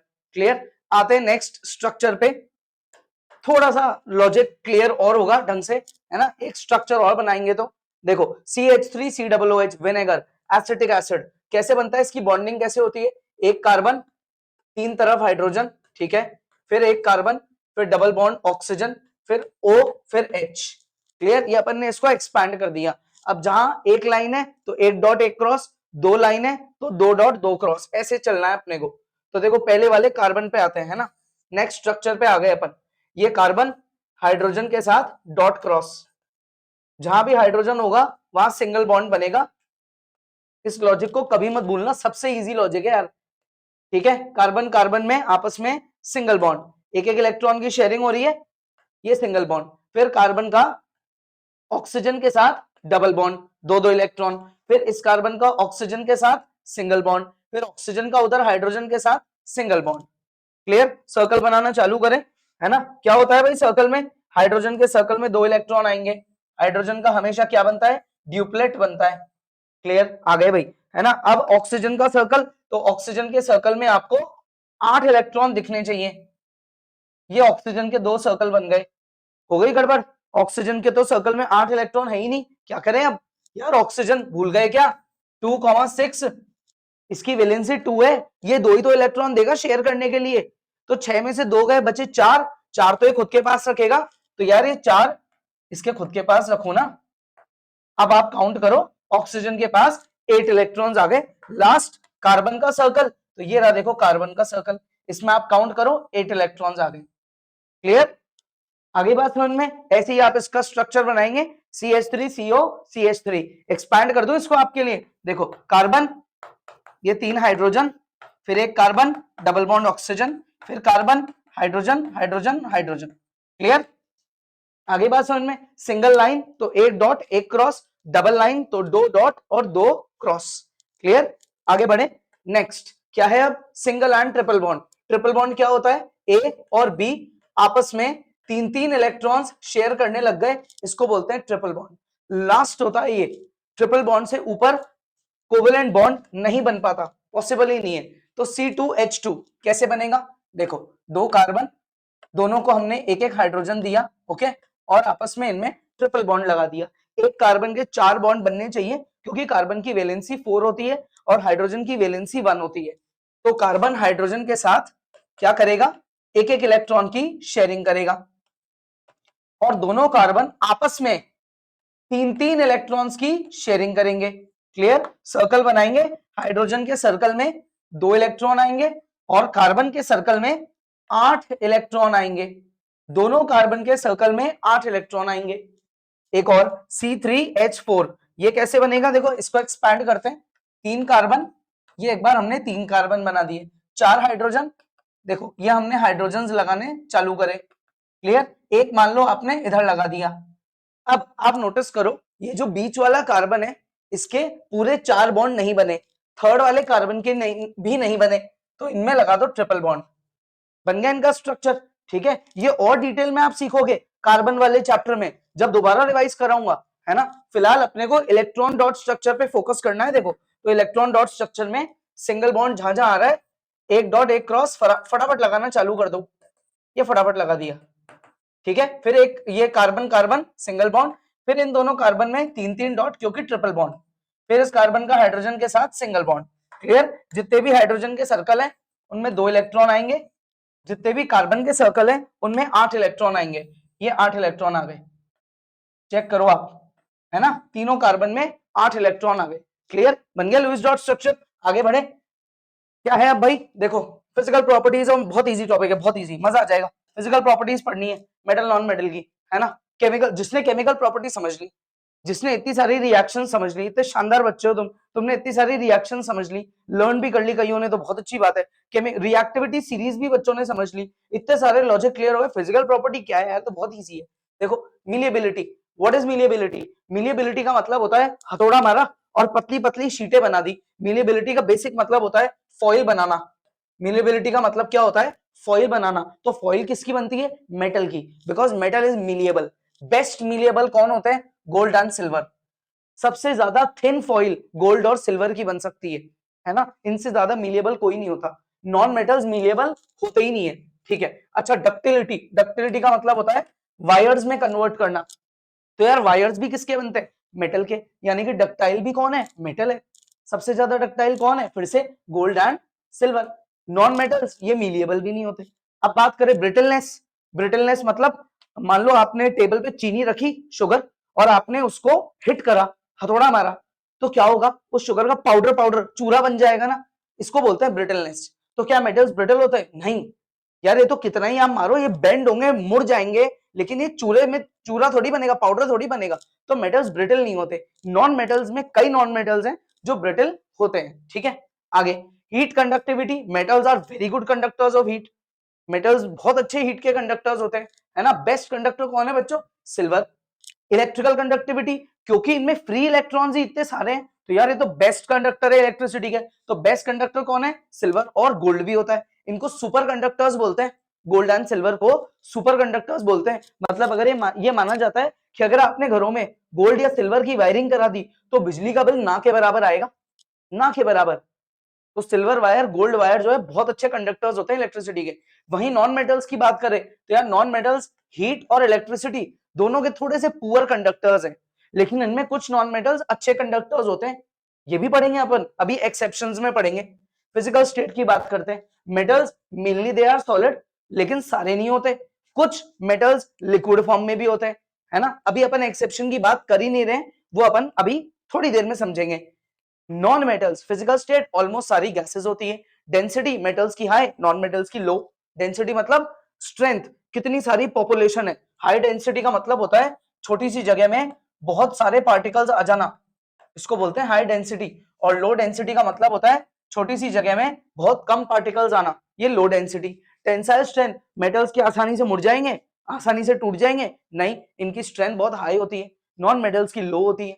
सोनरस, मेटल्स को हिट करोगे आवाज आएगी, नॉन मेटल्स में नहीं आएगी। मेल्टिंग बॉइलिंग पॉइंट बहुत हाई है इनका, ठीक है। जैसे आयरन 1535 डिग्री 1535 डिग्री सेल्सियस, ये इसका मेल्टिंग पॉइंट है।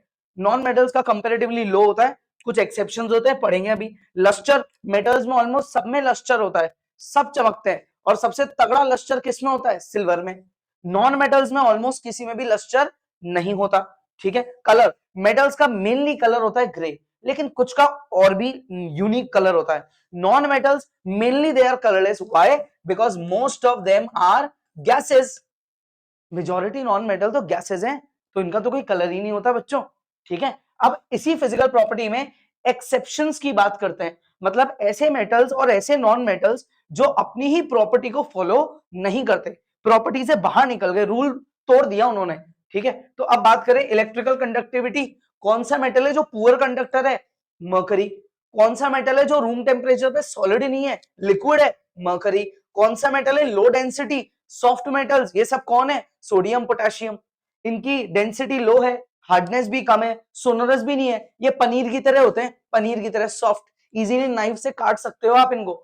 मेल्टिंग बॉइलिंग पॉइंट आपने पढ़ा था मेटल्स का बहुत हाई होता है, लेकिन गैलियम सीजियम ये ऐसे मेटल्स हैं जो हाथ में रखे और बर्फ की तरह अपने आप ही मेल्ट हो जाते हैं, इतना लो मेल्टिंग पॉइंट।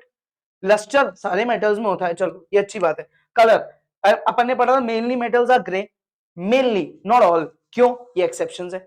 कॉपर और गोल्ड ये ग्रे का होते हैं यार, इनका तो खुद का कलर है। अब नॉन मेटल्स में एक्सेप्शन, डायमंड, हीट कंडक्टिविटी की बात थी, diamond is a very good conductor of heat. Graphite is a very good conductor of electricity. सारी नॉन मेटल गैसेस नहीं होती, मेजोरिटी होती है, लेकिन कुछ नॉन मेटल लिक्विड भी होते हैं लाइक ब्रोमीन, और कुछ सॉलिड भी होते हैं लाइक आयोडीन, फास्फोरस, कार्बन, ये कई सॉलिड भी है, ठीक है। अच्छा, डेंसिटी, तो डायमंड और आयोडीन की तो डेंसिटी बहुत तगड़ी है, नेक्स्ट लेवल है। डायमंड तो मेटल से भी ज्यादा हार्ड है, मेटल डायमंड को नहीं तोड़ सकता, लेकिन डायमंड मेटल को तोड़ सकता है, काट भी सकता है, ठीक है।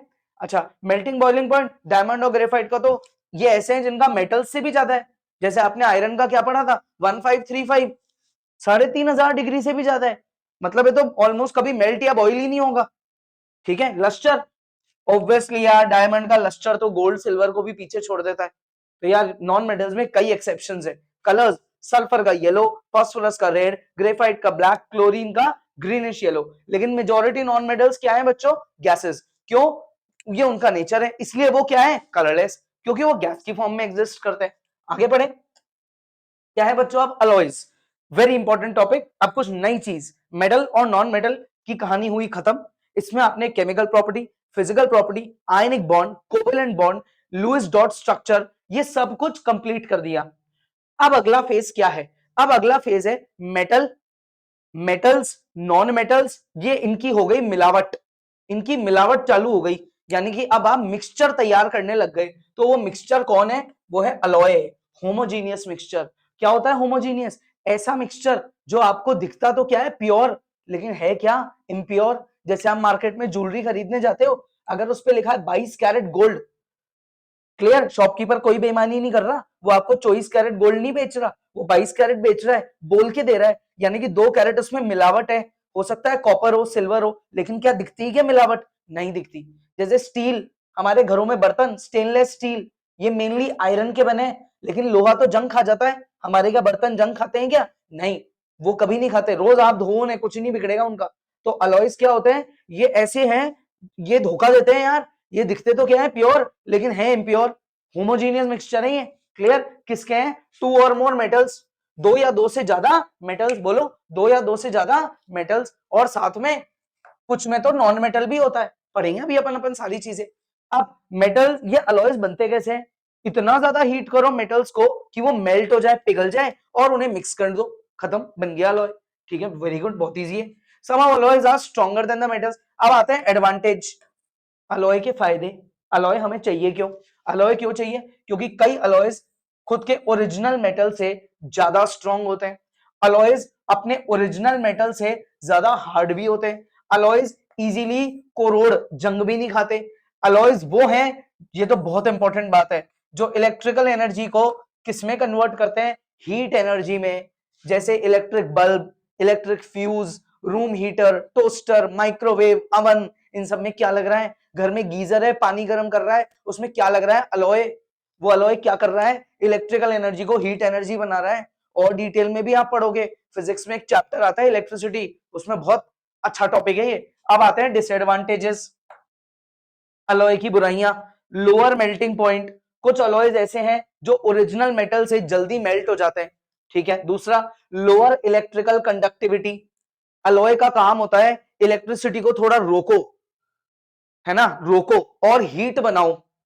अब अगर इलेक्ट्रिसिटी को रोक रहा है तो कॉमन सेंस की बात है यार, उसकी इलेक्ट्रिकल कंडक्टिविटी लो ही तो हुई, यानी कि जहां आप चाहते हो कि पूरा करंट सप्लाई हो, वहां तो आप कॉपर लगाओ ना, क्योंकि वो प्योर मेटल है। लेकिन आप जहां चाहते हो कि यार इलेक्ट्रिसिटी से हीट बने, तो वहां आप अलॉय लगाओ। सबके अपने अपने यूजेस होते हैं। तो अब आते हैं अपन किस चीज पे? टाइप्स ऑफ अलॉयज पे। कई सारी आपको टाइप्स पढ़नी है अलॉयज की, जो आपके कोर्स में है। आराम आराम से एक एक चीज डिटेल में पढ़ेंगे। Brass, bronze, amalgam, sodium amalgam, solder, alloy of gold, duralumin, magnesium, steel and stainless steel. हो सकता है कुछ अलॉयज यार आप में से किसी को नहीं पता हो इनके बारे में, आपको पढ़ाए नहीं गए हो, मैं आपको सारे पढ़ाऊंगा, है ना, बहुत इजी फॉर्म में। सबसे पहले आते हैं ब्रास पे। क्या है बच्चों ब्रास? ब्रास है 66% कॉपर अप्रोक्सीमेट एंड 34% जिंक। अब अगर यार 70% कॉपर और 30% जिंक कर दे तो भी बनेगा तो ब्रास ही ना, इतना सा तो परसेंटेज ऊपर नीचे चलता है। कलर क्या है इसका? Bright gold. ये जंग नहीं खाएगा, पानी में रख दो चाहे इसको, ये बहुत ड्यूरेबल होता है, इसका मेल्टिंग पॉइंट बहुत अच्छा होता है। It is a very good conductor of heat, heat को अच्छी तरह कंडक्ट करता है। ब्रास के क्या क्या बनते हैं? Utensil, screw, nut, bolt, wire, tube, scientific instrument. पता है बहुत महंगा बिकता है ब्रास, इसको हिंदी में तांबा बोलते हैं, बहुत ज्यादा महंगा बिकता है एक्चुअल में, क्योंकि बहुत रेयर है और बहुत खर्चा आता है इसको बनाने में। Bronze 90% copper, 10% tin. कलर क्या है? Dark gold. Properties very hard, highly resistant to corrosion, यानी कि जंग नहीं खाएगा इजीली। हाईली डक्टाइल, इसके खूब पतले पतले वायर्स बना सकते हैं। And low friction. क्या बनते हैं इसके? Statue, coin, medal, cooking utensil, ship propellers, इतनी सारी जगह यूज आता है ना। कितना इजी, बहुत इजी है, आगे पढ़ो। नेक्स्ट क्या है? सोल्डर। सोल्डर क्या है भाई? ये होता है अपना 50% लेड, 50% टिन, 50-50% बराबरी। कलर क्या है? ऐसा सिल्वर कलर का वायर दिखता है ये। इसका मेल्टिंग पॉइंट बहुत लो होता है। पता है क्यों इंपॉर्टेंट है? आज आप जितनी भी टेक्नोलॉजी की चीजें देख रहे हो, जैसे कैमरा, ये टीवी, मोबाइल, लैपटॉप, इनके अंदर क्या है? मदरबोर्ड, ये कोई ना कोई चिपसेट पे चल रहे हैं। अब मदरबोर्ड अगर आपने कभी देखा हो, नहीं देखा तो अब देखना, बहुत छोटे छोटे उसमें पार्ट्स होते हैं, इतने छोटे पार्ट कि हमारे पकड़ में भी नहीं आए। तो यार वो इतने छोटे पार्ट्स को उस सर्किट में लगाया कैसे, उसको फिक्स कैसे करा, उनको आपस में जोड़ा कैसे, ये बहुत इंपॉर्टेंट रोल प्ले करता है उसमें। हमारे घर में बिजली वाला आता है, वायर को छीलता है, टेप लगाता है, चल जाता है। इतना बड़ा वायर का टुकड़ा होता है, इजीली दिखता है टेप लगाया हुआ। लेकिन इतने से सर्किट में 100 से भी ज्यादा अप्लायंस है छोटे छोटे, उनपे क्या एक एक में टेप लगाएंगे क्या? नहीं, उनकी सोल्डरिंग करेंगे। तो सोल्डर अलॉय वहां काम आता है। Amalgam, what is amalgam? Contains mercury, silver, tin and zinc. Colour क्या है? सिल्वर। डेंटिस्ट यूज करता है इसको सबसे ज्यादा, है ना, टीथ फिलिंग में। सॉफ्ट पेस्ट होता है ये, जो पेस्ट की तरह फिक्स करते हैं जहां भी आपके गड्ढा हो रहा है टीथ में, और उसको सूखने देते हैं। ठीक है, क्लियर है यहां तक? इसको और सॉफ्ट बनाना है तो क्या करो, मर्करी की परसेंटेज बढ़ा दो, क्योंकि मर्करी रूम टेम्परेचर पे लिक्विड होता है। ठीक है, next, sodium amalgam. What is sodium amalgam? यानी कि मर्करी का अलॉय जिसमें सोडियम मेटल भी आ गया अब, है ना। कितना आ गया बच्चों? 2 से 5%।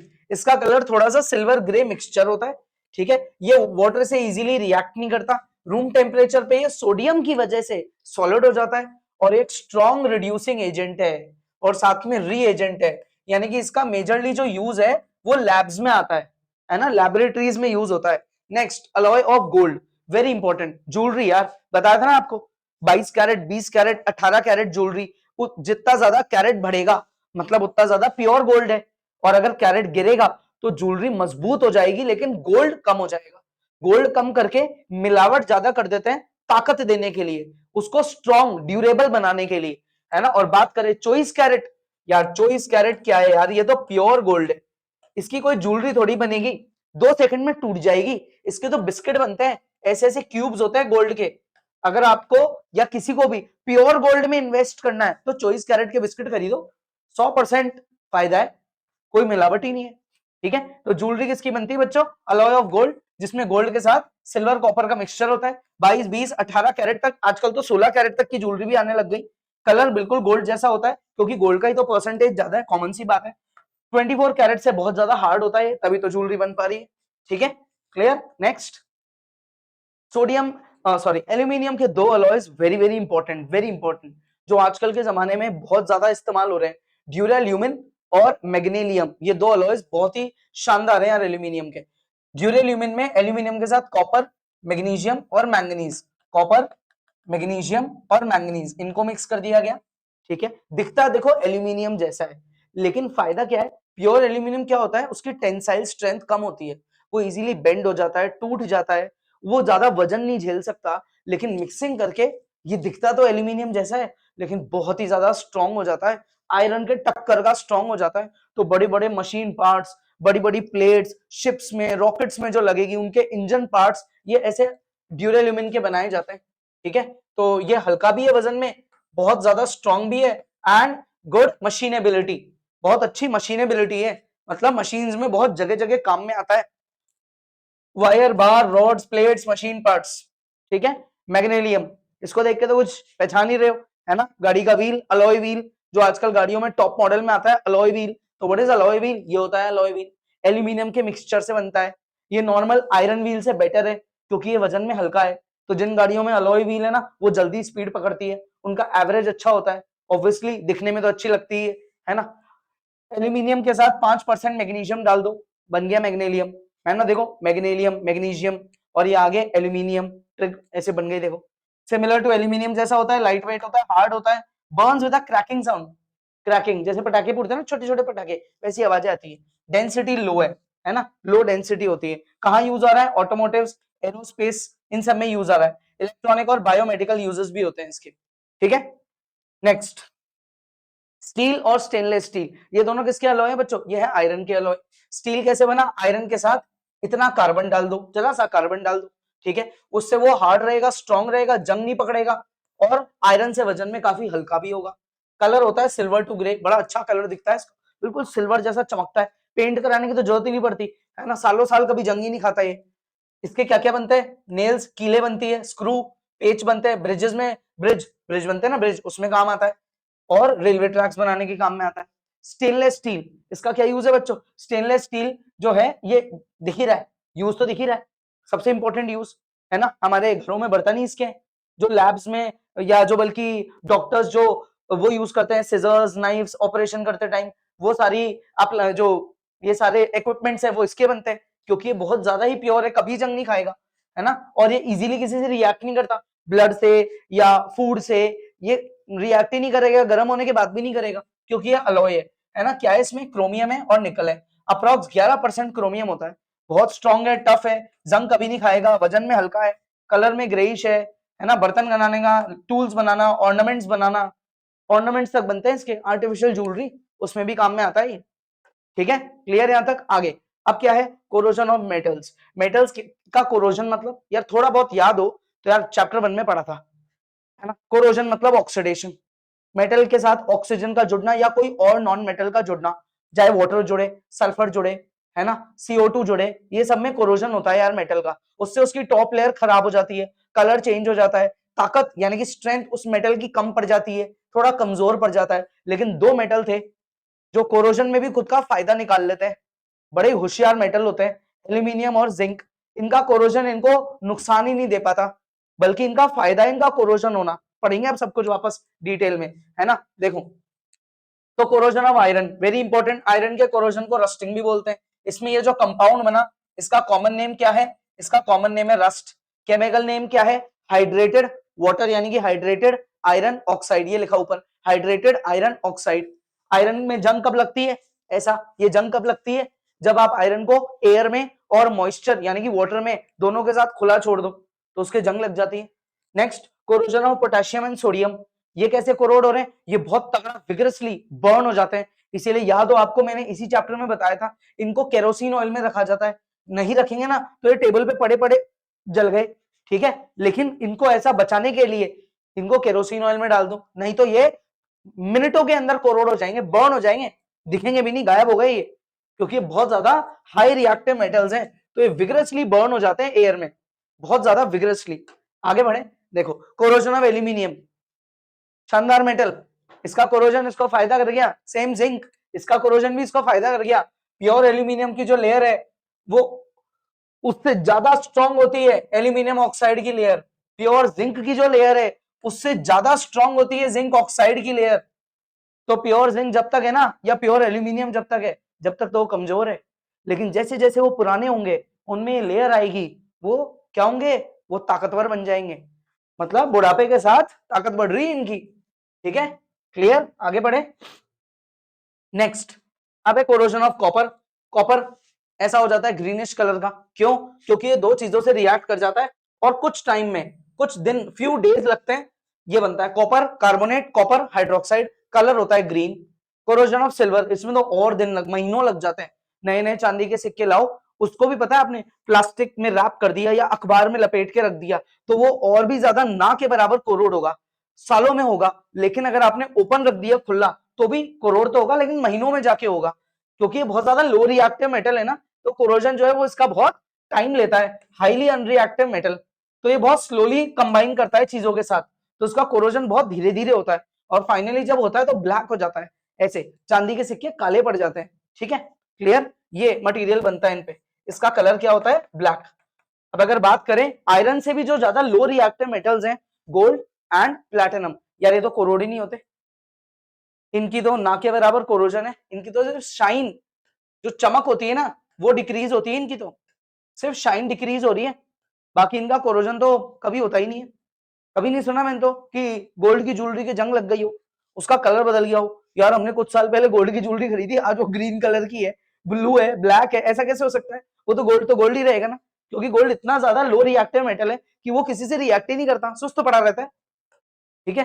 अब आते हैं anodizing, very important, very very important, anodizing क्या है, देखो एनोडाइजिंग नाम से ही समझ जाओ, एल्यूमिनियम के लिए, एल्यूमिनियम का धीरे धीरे विद टाइम कोरोजन होता है, एल्यूमिनियम ऑक्साइड लेयर बनती है, अब उस एल्यूमिनियम ऑक्साइड पे एक और लेयर चढ़ा देते हैं एल्यूमिनियम ऑक्साइड की, या बल्कि कहे तो नए नए एल्यूमिनियम मेटल्स के ऊपर डायरेक्टली लेयर पहले से खुद ही चढ़ा देते हैं, वो टाइम का वेट ही नहीं करते लोग, पहले से ही उसको स्ट्रॉन्ग बना देते हैं, उस मैकेनिज्म को, उस टेक्निक को बोला जाता है एनोडाइजिंग, ठीक है, ताकि आप उसमें खाना बनाओ, उसको आप गर्म करो, उसको आप वॉश करो, उसमें आप किसी भी तरीके का फूड रख दो, कोई केमिकल रख दो तो वो उस बर्तन को खराब ना करे और ना वो बर्तन फूड को खराब करे, इसलिए एल्यूमिनियम के ऊपर एक एक्स्ट्रा लेयर चढ़ा देते हैं जिसको बोलते हैं एनोडाइज्ड सरफेस, और आजकल तो पता है इसमें कलर भी डाल देते हैं, अलग अलग कलरफुल मटेरियल बना देते हैं। जैसे अगर आपने कोई मार्केट में देखी हो, बहुत एक्सपेंसिव भी होती है खैर वो पानी की बॉटल्स, कोई ग्रीन कलर की, कोई ब्लू कलर की, कोई रेड कलर की, वो एक्चुअल में एनोडाइज्ड एल्यूमिनियम होता है। एल्यूमिनियम पे एनोडाइज यानी कि एक तरीके की पाउडर कोटिंग कर दी उन्होंने, उसके ऊपर वो लेयर चढ़ा दी। ठीक है, तो अब यहाँ पे देखो लिखा है ना, अट्रैक्टिव कलर्स भी आप इसे दे सकते हो। तो अब एनोडाइजिंग करते कैसे, ये जो एनोड है क्या होता है, एनोड बताओ, पॉजिटिव या नेगेटिव, सोचो। एनोड होता है पॉजिटिव, एनोड क्या होता है, पॉजिटिव। तो एनोड यानी कि पॉजिटिव पे तो रखते हैं आपका एल्यूमिनियम ऑब्जेक्ट, ये पॉजिटिव एल्यूमिनियम ऑब्जेक्ट, और ये है नेगेटिव, ये है प्योर एल्यूमिनियम। क्या है ये बच्चों, ये है प्योर एल्यूमिनियम, और ये है आपका एल्यूमिनियम का बना हुआ ऑब्जेक्ट। ये ध्यान रखना, आप एनोडाइजिंग एल्यूमिनियम के ऑब्जेक्ट पे ही कर सकते हो, लोहे के बने हुए ऑब्जेक्ट पे एनोडाइजिंग नहीं कर सकते हो आप, क्लियर है ना। एल्यूमिनियम के ऑब्जेक्ट को ही और प्रोटेक्ट करने के लिए एनोडाइजिंग करते हैं। और ये जो लिक्विड है ना, ये लिक्विड ये होता है सल्फ्यूरिक एसिड। अब इसकी रिएक्शन और इसकी कंप्लीट डिटेल इतना ज्यादा कोर्स में बिल्कुल भी नहीं है आपके, ये ऑलरेडी मैंने आपको थोड़ा डिटेल में पढ़ाया है, तो आप ये सब कुछ लिख के आएंगे, it is more than enough. इसमें सब कुछ कवर हो गया विद डायग्राम, है ना। इसीलिए हमने स्लाइड्स को बहुत लिमिटेड मटेरियल में टॉपिक बाय टॉपिक बनाया, ताकि आपको एज इट इज चीजें लर्न भी अगर करनी हो तो आप आराम से बीच बीच में वीडियो पॉज करो, खुद के नोट्स जरूर बनाओ, कॉपी पेन लेके बैठो, नोट्स बनाओ, बहुत इजी लैंग्वेज में सब कुछ लर्न हो जाएगा बच्चों। आगे बढ़ते हैं, प्रिवेंशन ऑफ रस्टिंग, जंग लगने से कैसे बचाएं। तो यार ये होती है रस्ट, हाइड्रेटेड आयरन ऑक्साइड, जिसमें 4-5 दिन, हफ्ता भर, 10 दिन लग सकते हैं, depend on the environmental conditions, है ना। ऐसा रेड ब्राउन हो जाता है लोहा, बेचारे का बहुत नुकसान होता है, ताकत भी खत्म हो जाती है, चमक भी खत्म हो जाती है, पुराने जैसा वापस हो भी नहीं पाता। एक बार जंग लग गई तो फिर वैसा ही रहेगा वो ऑलमोस्ट। पेंट सबसे कॉमन तरीका जंग को रोकने का, हम घरों में पेंट करा देते हैं, लोहे के गेट पे, लोहे की खिड़कियों पे पेंट कराते हैं, लेकिन इसका एक ड्रॉबैक क्या है यार, जहां मूवेबल पार्ट है वहां थोड़ी पेंट करा सकते हो, है ना, वो मूव करेगा तो पेंट की लेयर उतर जाएगी। दूसरा ड्रॉबैक क्या है, ये लाइफ टाइम नहीं है, आपने कराया हो सकता है साल 2 साल बाद, या हो सकता है 6 महीने बाद ही आपको दोबारा कराना पड़ जाए, डिपेंड कि वो कितना मॉइस्चर के कांटेक्ट में आ रहा है ना। इंजन के पार्ट्स में पेंट करा सकते हो, गाड़ी एक्टिवा बाइक के इंजन में पेंट कराओगे, इंजन के अंदर यार, बाहर की बॉडी पे ही तो कराओगे, इंजन में थोड़ी कराओगे, फिर इंजन घूमेगा कैसे, वो तो घूम ही नहीं पाएगा। आगे नेक्स्ट दूसरा तरीका रस्टिंग को रोकने का, वो है ऑयलिंग ग्रीजिंग। अभी अपन बात कर रहे थे गाड़ी का इंजन, तो यार क्या इंजन के जंग लगने दे, हैं कुछ महीनों में लोहे के जंग लग गई, इंजन के जंग, तो क्या हर महीने इंजन नया लगवाओगे क्या, ऐसा हो सकता है क्या कि हर महीने नया इंजन लगवाओगे, तो क्या होगा, ऑयलिंग ग्रीजिंग करो यार, मूवेबल पार्ट्स है तो वहां ऑयलिंग ग्रीजिंग करो। शॉप्स का शटर होता है, गेट्स के अंदर वो हिंजेस लगे होते हैं, है ना, ऑयलिंग ग्रीजिंग करने से वो स्मूथली चलते हैं, उनके मूवेबल पार्ट्स आपस में घिसते नहीं है ना, लाइफ बढ़ती है, जंग भी नहीं लगती है, तो ये कॉमन तरीका है। ठीक है, गैल्वेनाइजेशन, इसमें क्या करते हैं, जिंक को इतना गर्म करते हैं कि वो मेल्ट हो जाए, और फिर लोहे के ऑब्जेक्ट को उसमें डिप करके निकाल लेते हैं, दैट इज आयरन के ऑब्जेक्ट के ऊपर एक जिंक की लेयर आ गई, इसके ऊपर एक लेयर आ गई, इसकी लेयर आ गई, जिंक मेटल की लेयर आ गई, तो उसने अंदर के आयरन को बचा के रखा। पता है आपको, ऐसे ऑब्जेक्ट्स पे अगर जरा सा वो गिर गए और उनकी लेयर में क्रैक आ गई ना, तो भी कोई फर्क नहीं पड़ेगा, क्यों, because zinc is more reactive than iron. तो अगर गलती से कभी जिंक की लेयर में क्रैक आ गई तो कोई बात नहीं, जिंक ऑक्साइड बन जाएगा उसके ऊपर, जो उसको प्रोटेक्ट कर लेगा। तो जिंक जो है ना, वो विद टाइम एक और लेयर खुद पे बना लेता है, एडिशनल लेयर, जिंक ऑक्साइड। तो एक तरीके से जिंक की लेयर बनना, चढ़ाना, ये क्या बन गई, ये आयरन के लिए डबल सेफ्टी हो गई। तो अगर कहीं पे माइन्यूट क्रैक्स भी आ गए ना, तो भी जंग नहीं लगेगी, इतना अच्छा फायदा होता है गैल्वेनाइजेशन करने से। ठीक है, आगे बढ़े, नेक्स्ट क्रोम टिन प्लेटिंग। अब हमें जरूरत क्यों पड़ी यार, जब जिंक प्लेटिंग गैल्वेनाइजेशन इतनी अच्छी है, तो टिन प्लेटिंग की क्या जरूरत है। जिंक का एक ड्रॉबैक है, आप उसमें फूड को स्टोर नहीं कर सकते, यानी कि अगर मान लो कोई कंपनी अचार बना रही है, सब्जी बना रही है, मिठाइयां बना रही है, और उन्हें वो फूड को मार्केट में सप्लाई करना है, जो कुछ महीनों तक उस डब्बे में पैक रहेगा, तो जिंक का जो लेयर है वो फूड के साथ रिएक्ट कर जाएगा, और वो अलग अलग तरीके के सॉल्ट बना लेगा, जिससे फूड पॉइजनिंग हो जाएगी। यानी कि यहाँ पे हमें ऐसा मेटल चाहिए जो लोहे के जंग भी नहीं लगने दे और फूड से रिएक्ट भी नहीं करे, तो हमने एक नया मेटल क्या ढूंढा बच्चों, टिन, यानी कि टिन मेटल की लेयर चढ़ा दो, depositing thin layer of tin. उससे क्या होगा, जितने भी आपके ये लंच बॉक्सेस हैं, आप लोग भी जिसमें खाना लेके स्कूल जाते हो, अगर वो मेटल के हैं तो या तो वो स्टेनलेस स्टील के होंगे या उनपे टिन मेटल की कोटिंग चढ़ाई हुई होती है ताकि वो फूड से रिएक्ट ना करे, ठीक है। Tin is very less reactive than iron. अब इसमें एक प्रॉब्लम, अगर टिन की लेयर पे कोटिंग पे स्क्रैच आ गया तो टिन अंदर के आयरन को बचा नहीं पाएगा। इसमें जिंक की तरह डबल सेफ्टी वाला फीचर नहीं है ना। तो अब जैसे ही कोरोजन होगा, जैसे ही वो क्रैक आएगा तो कोरोजन होना चालू हो जाएगा, ठीक है। ये सूटेबल कहां है? टिफिन बॉक्सेस में, क्योंकि ये पॉइजनस नहीं होता। क्लियर।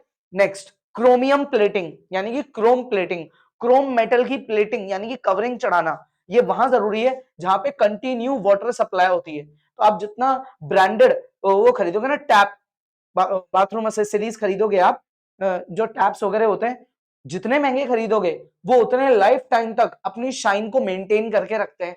ना जंग लगती है, ना शाइन खराब होती है, ना वो टूटते हैं। कारण क्योंकि उनमें क्रोम प्लेटिंग हो रखी होती है। क्लियर है यहां तक? ठीक है। तो layer of depositing a chromium layer on iron object, इसको क्रोम प्लेटिंग बोलते हैं। Water taps, bicycle handle, car bumpers, इन पे करी जाती है, ठीक है। ये रस्टिंग से बचाता है इनको, और आयरन का अलग अलग सॉल्ट्स के साथ रिएक्शन भी नहीं होने देता। क्लियर। नेक्स्ट, अब इसका एक disadvantage, very important, very important यार, ये बच्चे कई बार तो मिस ही कर देते हैं क्योंकि उनको, उनकी गलती भी नहीं है, कईयों को पढ़ाया नहीं जाता। क्रोम प्लेटिंग का डिसएडवांटेज, ये कोटिंग अनइवन होती है, कहीं थोड़ी सी ज्यादा, कहीं थोड़ी सी कम, और टाइम कंज्यूमिंग होती है, टाइम लगता है, और महंगी होती है यार। क्रोमियम मेटल जो है वो काफी महंगा होता है, ठीक है। क्लियर यहां तक? क्या है बच्चों नेक्स्ट टॉपिक? अब है अपना और ज्यादा नए तरीके आयरन के कोरोजन को बचाने का। एक्चुअल में नए तरीके नहीं है, एक्चुअल में अपन पढ़ चुके अलॉयज में। यार अगर आपको लोहे से प्रॉब्लम है, पेंट कर दो, ऑयलिंग ग्रीजिंग कर दो, जिंक की लेयर चढ़ा दो, टिन की लेयर चढ़ा दो, क्रोमियम मेटल की लेयर चढ़ा दो। इन सब में हम क्या कर रहे हैं? ऑब्जेक्ट बना रहे हैं लोहे का, और उसके बाद उसका प्रोटेक्शन कर रहे हैं। अगर हम कुछ ऐसा टेक्निक लगाएं कि यार ऑब्जेक्ट लोहे का बने ही नहीं, ऑब्जेक्ट जो बने वो पहले से ही किसी और चीज का बने, उसमें आयरन तो हो, लेकिन आयरन के साथ कुछ ऐसी चीजें मिला दो जिससे उसकी जंग ही नहीं लगे, यानी कि बाद में उसकी प्रोटेक्शन की टेंशन ही नहीं है, हमें एक्स्ट्रा खर्चा ही नहीं करना पड़ेगा। तो इसका मतलब आप या तो उसे क्या बना दोगे, आयरन को स्टील बना दोगे, या उसे क्या बना दोगे, स्टेनलेस स्टील बना दोगे, है ना, जो मैं आपको ऑलरेडी पढ़ा चुका हूं। ये स्टील का रेशो होता है, इसमें कार्बन प्रेजेंट है, इसमें क्रोमियम और निकल प्रेजेंट है। स्टील ऐसा दिखता है, ये स्टेनलेस स्टील है। स्टील से थोड़ा और भी महंगा होता है स्टेनलेस स्टील, इसकी ड्यूरेबिलिटी और भी ज्यादा है, लेकिन स्टेनलेस स्टील थोड़ा कमजोर होता है, स्टील थोड़ा स्ट्रांग होता है, और आयरन और भी ज्यादा स्ट्रांग होता है। तो अपन ने टोटल 7 मेथड्स अभी तक पढ़ लिए जिसमें आयरन की हम रस्टिंग होने से उसको प्रोटेक्ट करते हैं, ठीक है। क्लियर यहां तक? आगे बढ़े, ठीक है, आगे बढ़ते हैं। अब है देखो इस चैप्टर का one of the most important topic, extraction of metals, यानी कि मेटलर्जी के बारे में पढ़ना है। पहले हम ये समझेंगे कि मेटल्स अर्थ में अकर कैसे करते हैं। मेटल्स जो कि कैटायंस बनाते हैं, इलेक्ट्रॉन्स को लूज करते हैं, जो काफी मेटल्स तो हाई रिएक्टिव भी है, कुछ मॉडरेट भी हैं, तो ये अर्थ में पाए कैसे जाते हैं। तो मेटल्स जो हैं मेजरली ऑलमोस्ट सारे मेटल्स जो हैं बच्चों वो इम्प्योर फॉर्म में पाए जाते हैं। उस इम्प्योर नेचुरल फॉर्म को बोलते हैं mineral. It is natural and impure form of metal, ठीक है। अब मिनरल्स बहुत अलग अलग ग्रेड्स के होते हैं। कुछ ऐसे मिनरल होते हैं जिसमें इंप्योरिटीज ज्यादा होती है, प्योर मेटल कम होता है। कुछ ऐसे होते हैं जिसमें इंप्योरिटीज होती है कम और प्योर मेटल होता है ज्यादा। तो यार आप खुद कॉमन सेंस लगाओ, हम या कोई भी कंपनी या कोई भी हमारी सरकार भी अगर मेटलर्जी कर रही है तो वो ऐसे ही मिनरल को तो सिलेक्ट करेगी जिसमें इंप्योरिटीज कम होगी, प्योर मेटल ज्यादा होगा। ऐसे मिनरल को जिसकी अवेलेबिलिटी इजी होगी, यानी कि जो ज्यादा क्वांटिटी में अवेलेबल होगा और आसानी से मिल जाएगा, तो ऐसे मिनरल को बोलते हैं ओर। तो ओर क्या है? बेसिकली ओर प्रॉफिटेबल मिनरल है, यानी कि ऐसा मिनरल जिससे जब हम मेटल निकालेंगे तो खूब सारा निकलेगा, कम खर्चे में निकलेगा, तो फायदा होगा। क्लियर? तो आपको कुछ मेटल्स के ओर्स के chemical name, common name with formula, ये हमने चार्ट बनाया, वेरी इंपॉर्टेंट, जो आपके कोर्स में है, आपको इन्हें लर्न करना है विद फॉर्मूला, ठीक है। तो अब आते हैं किस चीज पे? एक्सट्रैक्शन पे। एक्सट्रैक्शन ऑफ मेटल्स का मतलब होता है मेटल्स की मेटलर्जी करना, दैट इज उनको इम्प्योर मेटल से प्योर मेटल तक लेके जाना। इसमें कई सारे स्टेप्स इन्वॉल्व होते हैं, अपन हाई, मॉडरेट, लो रिएक्टिव सबके बारे में डिटेल में पढ़ेंगे। तो अब देखो वेरियस प्रोसेसेस जो इन्वॉल्व है इसमें वो क्या क्या है। सबसे पहला एनरिचमेंट, फिर इलेक्ट्रोलाइसिस, कैल्सिनेशन, रोस्टिंग, रिडक्शन और रिफाइनिंग। ये 6 चीजें डिटेल में पढ़नी है। ये जो है ना ये प्रैक्टिकली हो रहा है बच्चों, माइनिंग करी जाती है, फिर उसको अपन प्रोसेस में, मेटलर्जी के प्रोसेस में लाते हैं, हीट वगैरह करते हैं, तो उससे हमें प्योर मेटल मिलता है। ठीक है, क्लियर यहां तक? तो ये तो क्या है आपका, ये तो है ओर, जिसमें इम्प्योर मेटल है, और ये प्योर मेटल है। क्लियर? तो अब आते हैं metallurgy of high reactive metals. किसकी मेटलर्जी? हाई रिएक्टिव मेटल्स, जैसे कि पोटेशियम, सोडियम, कैल्शियम। देखो ये जो हाई रिएक्टिव मेटल्स होते हैं ना, ये अर्थ पे ज्यादातर अपने ऑक्साइड फॉर्म में अवेलेबल होते हैं। इवन मैग्नीशियम और एल्यूमिनियम भी, इनका जो ओर है ना, वो ऑक्साइड फॉर्म में अवेलेबल होता है। जैसे potassium oxide, sodium oxide, aluminium oxide, calcium oxide, ऐसे ऑक्साइड्स ओर में होते हैं। तो ऑक्साइड्स ओर में सबसे इजी, सबसे प्रॉफिटेबल मेथड मेटल को एक्सट्रैक्ट करने का क्या है? स्टेप 1, आप पहले उसका एनरिचमेंट करो। एनरिचमेंट क्या होता है? रिमूवल ऑफ अनवांटेड पार्टिकल्स, यानी कि उन चीजों को हटा दो सबसे पहले जिसकी हमें बिल्कुल भी जरूरत नहीं है। जैसे कि सैंड, अर्थ पार्टिकल्स, लाइमस्टोन, स्टोन्स छोटे छोटे, यानी कि जो बिल्कुल कचरा है ना उसे हटा दो। तो group of such kind of unwanted particles को क्या बोलते हैं? गैंग, गैंग पार्टिकल्स, इन्हें हटा दो। सैंड, रॉकी मटेरियल, अर्थी मटेरियल, है ना, लाइमस्टोन, इन्हें हटा दो। अच्छा, एक्सट्रैक्शन करने का तरीका हर मेटल में सेम नहीं होता। ये मेटल की फिजिकल प्रॉपर्टीज पे वेरी करता है कि हमें एक्सट्रैक्शन करने कैसे हैं। लेकिन एक्सट्रैक्शन वाले प्रोसेस का डिटेल एक्सप्लेनेशन आपके कोर्स में नहीं है, तो अभी अपन अपने कोर्स पे फोकस करते हैं। स्टेप 2 क्या है? स्टेप 2 में आपको इलेक्ट्रोलाइसिस करना है। इलेक्ट्रिसिटी पास करके मेटल के ओर को तोड़ना है और प्योर मेटल को निकालना है। ठीक है, किसका इलेक्ट्रोलाइसिस करना है बच्चों? मोल्टन ओर का, जिससे हमें क्या मिलेगा भाई? Metal oxide. ठीक है, into molten ores into metals. ठीक है, मोल्टन ओर हमें किस में चाहिए? मेटल में चाहिए, यानी कि मोल्टन ओर को तोड़ना है और उससे मेटल निकालना है। तो अब इसमें क्या यूज करा जाता है? इलेक्ट्रोलाइटिक टैंक, एक टैंक है जिसमें मोल्टन ओर प्रेजेंट है। ठीक है, ये तो आपका टैंक हो गया, इलेक्ट्रोलाइसिस करने वाला टैंक। ठीक है, ये क्या है आपका? ये है आपका मोल्टन ओर। अब आप जो मेटल यूज कर रहे हो उसी का ओर तो यूज करोगे। जैसे सोडियम के लिए NaCl, एल्यूमिनियम के लिए एल्यूमिनियम ऑक्साइड, कैल्शियम के लिए कैल्शियम ऑक्साइड, ऐसे ओर्स इसमें डाल दिए जाते हैं। मोल्टन मतलब उस ओर को इतना हीट करा, इतना हीट करा कि वो पिघल गया। ठीक है, मेल्ट कर दिया उसको, फिर उसमें 2 ग्रेफाइट रॉड्स डाल दी। क्लियर? जो पॉजिटिव रॉड है बच्चों, पॉजिटिव रॉड को क्या बोलते हैं? पॉजिटिव रॉड को बोला जाता है एनोड। क्या बोला जाता है? एनोड। और नेगेटिव रॉड को क्या बोला जाता है? कैथोड। ठीक है, क्लियर? 2 ग्रेफाइट की रॉड्स होती है, एक एनोड और एक कैथोड। ठीक है, अच्छा, इलेक्ट्रिसिटी पास करेंगे तो जो मोल्टन ओर है ना, उसमें मेटल और नॉन मेटल का आयनिक बॉन्ड हो रखा है, वो इलेक्ट्रिसिटी की वजह से टूट जाएगा। तो मेटल जो है वो पॉजिटिव यानी कि कैटायन बन के बाहर निकलेगा, और नॉन मेटल नेगेटिव यानी कि एनायन बन के बाहर निकलेगा। क्लियर? अब एक बात बताओ, आप खुद कॉमन सेंस लगाओ, पॉजिटिव आयंस कौन सी रॉड पे अट्रैक्ट होंगे? पॉजिटिव रॉड पे या नेगेटिव रॉड पे? यार obviously positive ions negative rod पे अट्रैक्ट होंगे। यानी कि जितने भी मेटल आयंस है, जितने भी आपके मेटल के आयंस हैं, वो सारे किधर चल जाते हैं? नेगेटिव रॉड पे। और जितने भी आपके नॉन मेटल के आयंस है, ठीक है, किसके आयंस है? नॉन मेटल के आयंस है, वो चले जाते हैं पॉजिटिव रॉड पे। ऑपोजिट चार्ज अट्रैक्ट होते हैं। अब जैसे ही मेटल कैथोड यानी कि नेगेटिव के पास जाता है, वो मेटल इलेक्ट्रॉन को गेन करता है, क्योंकि वो ऑलरेडी पॉजिटिव है, उसको इस बार न्यूट्रल बनना है ना। पॉजिटिव कब आता है? इलेक्ट्रॉन को देके। अब उसे वापस से न्यूट्रल पुराने जैसा बनना है, तो उसने जो इलेक्ट्रॉन दिए थे वो उसे वापस चाहिए ना। ऐसे समझो कि मेटल नॉन मेटल जब जुड़ते हैं तो वो पार्टनरशिप कर लेते हैं। अब वो अपनी पार्टनरशिप तोड़ रहे हैं, तो मेटल बोलेगा यार जब पार्टनरशिप करी थी ना तो मैंने इलेक्ट्रॉन तेरे को दिए थे, तो मुझे वो इलेक्ट्रॉन वापस दे। अब तो मेटल को वो इलेक्ट्रॉन देखो वापस मिल रहे हैं, और वो न्यूट्रल एटम में कन्वर्ट हो रहा है। अब नॉन मेटल है नेगेटिव, है ना, उसने पार्टनरशिप करते टाइम इलेक्ट्रॉन लिए थे, तो अब वो उसे इलेक्ट्रॉन वापस देने पड़ेंगे, और वो भी न्यूट्रल हो जाएगा। तो ये दोनों अपनी न्यूट्रल फॉर्म में आ जाते हैं। ठीक है, मेटल चल जाता है नेगेटिव रॉड के पास, नॉन मेटल पॉजिटिव रॉड के पास।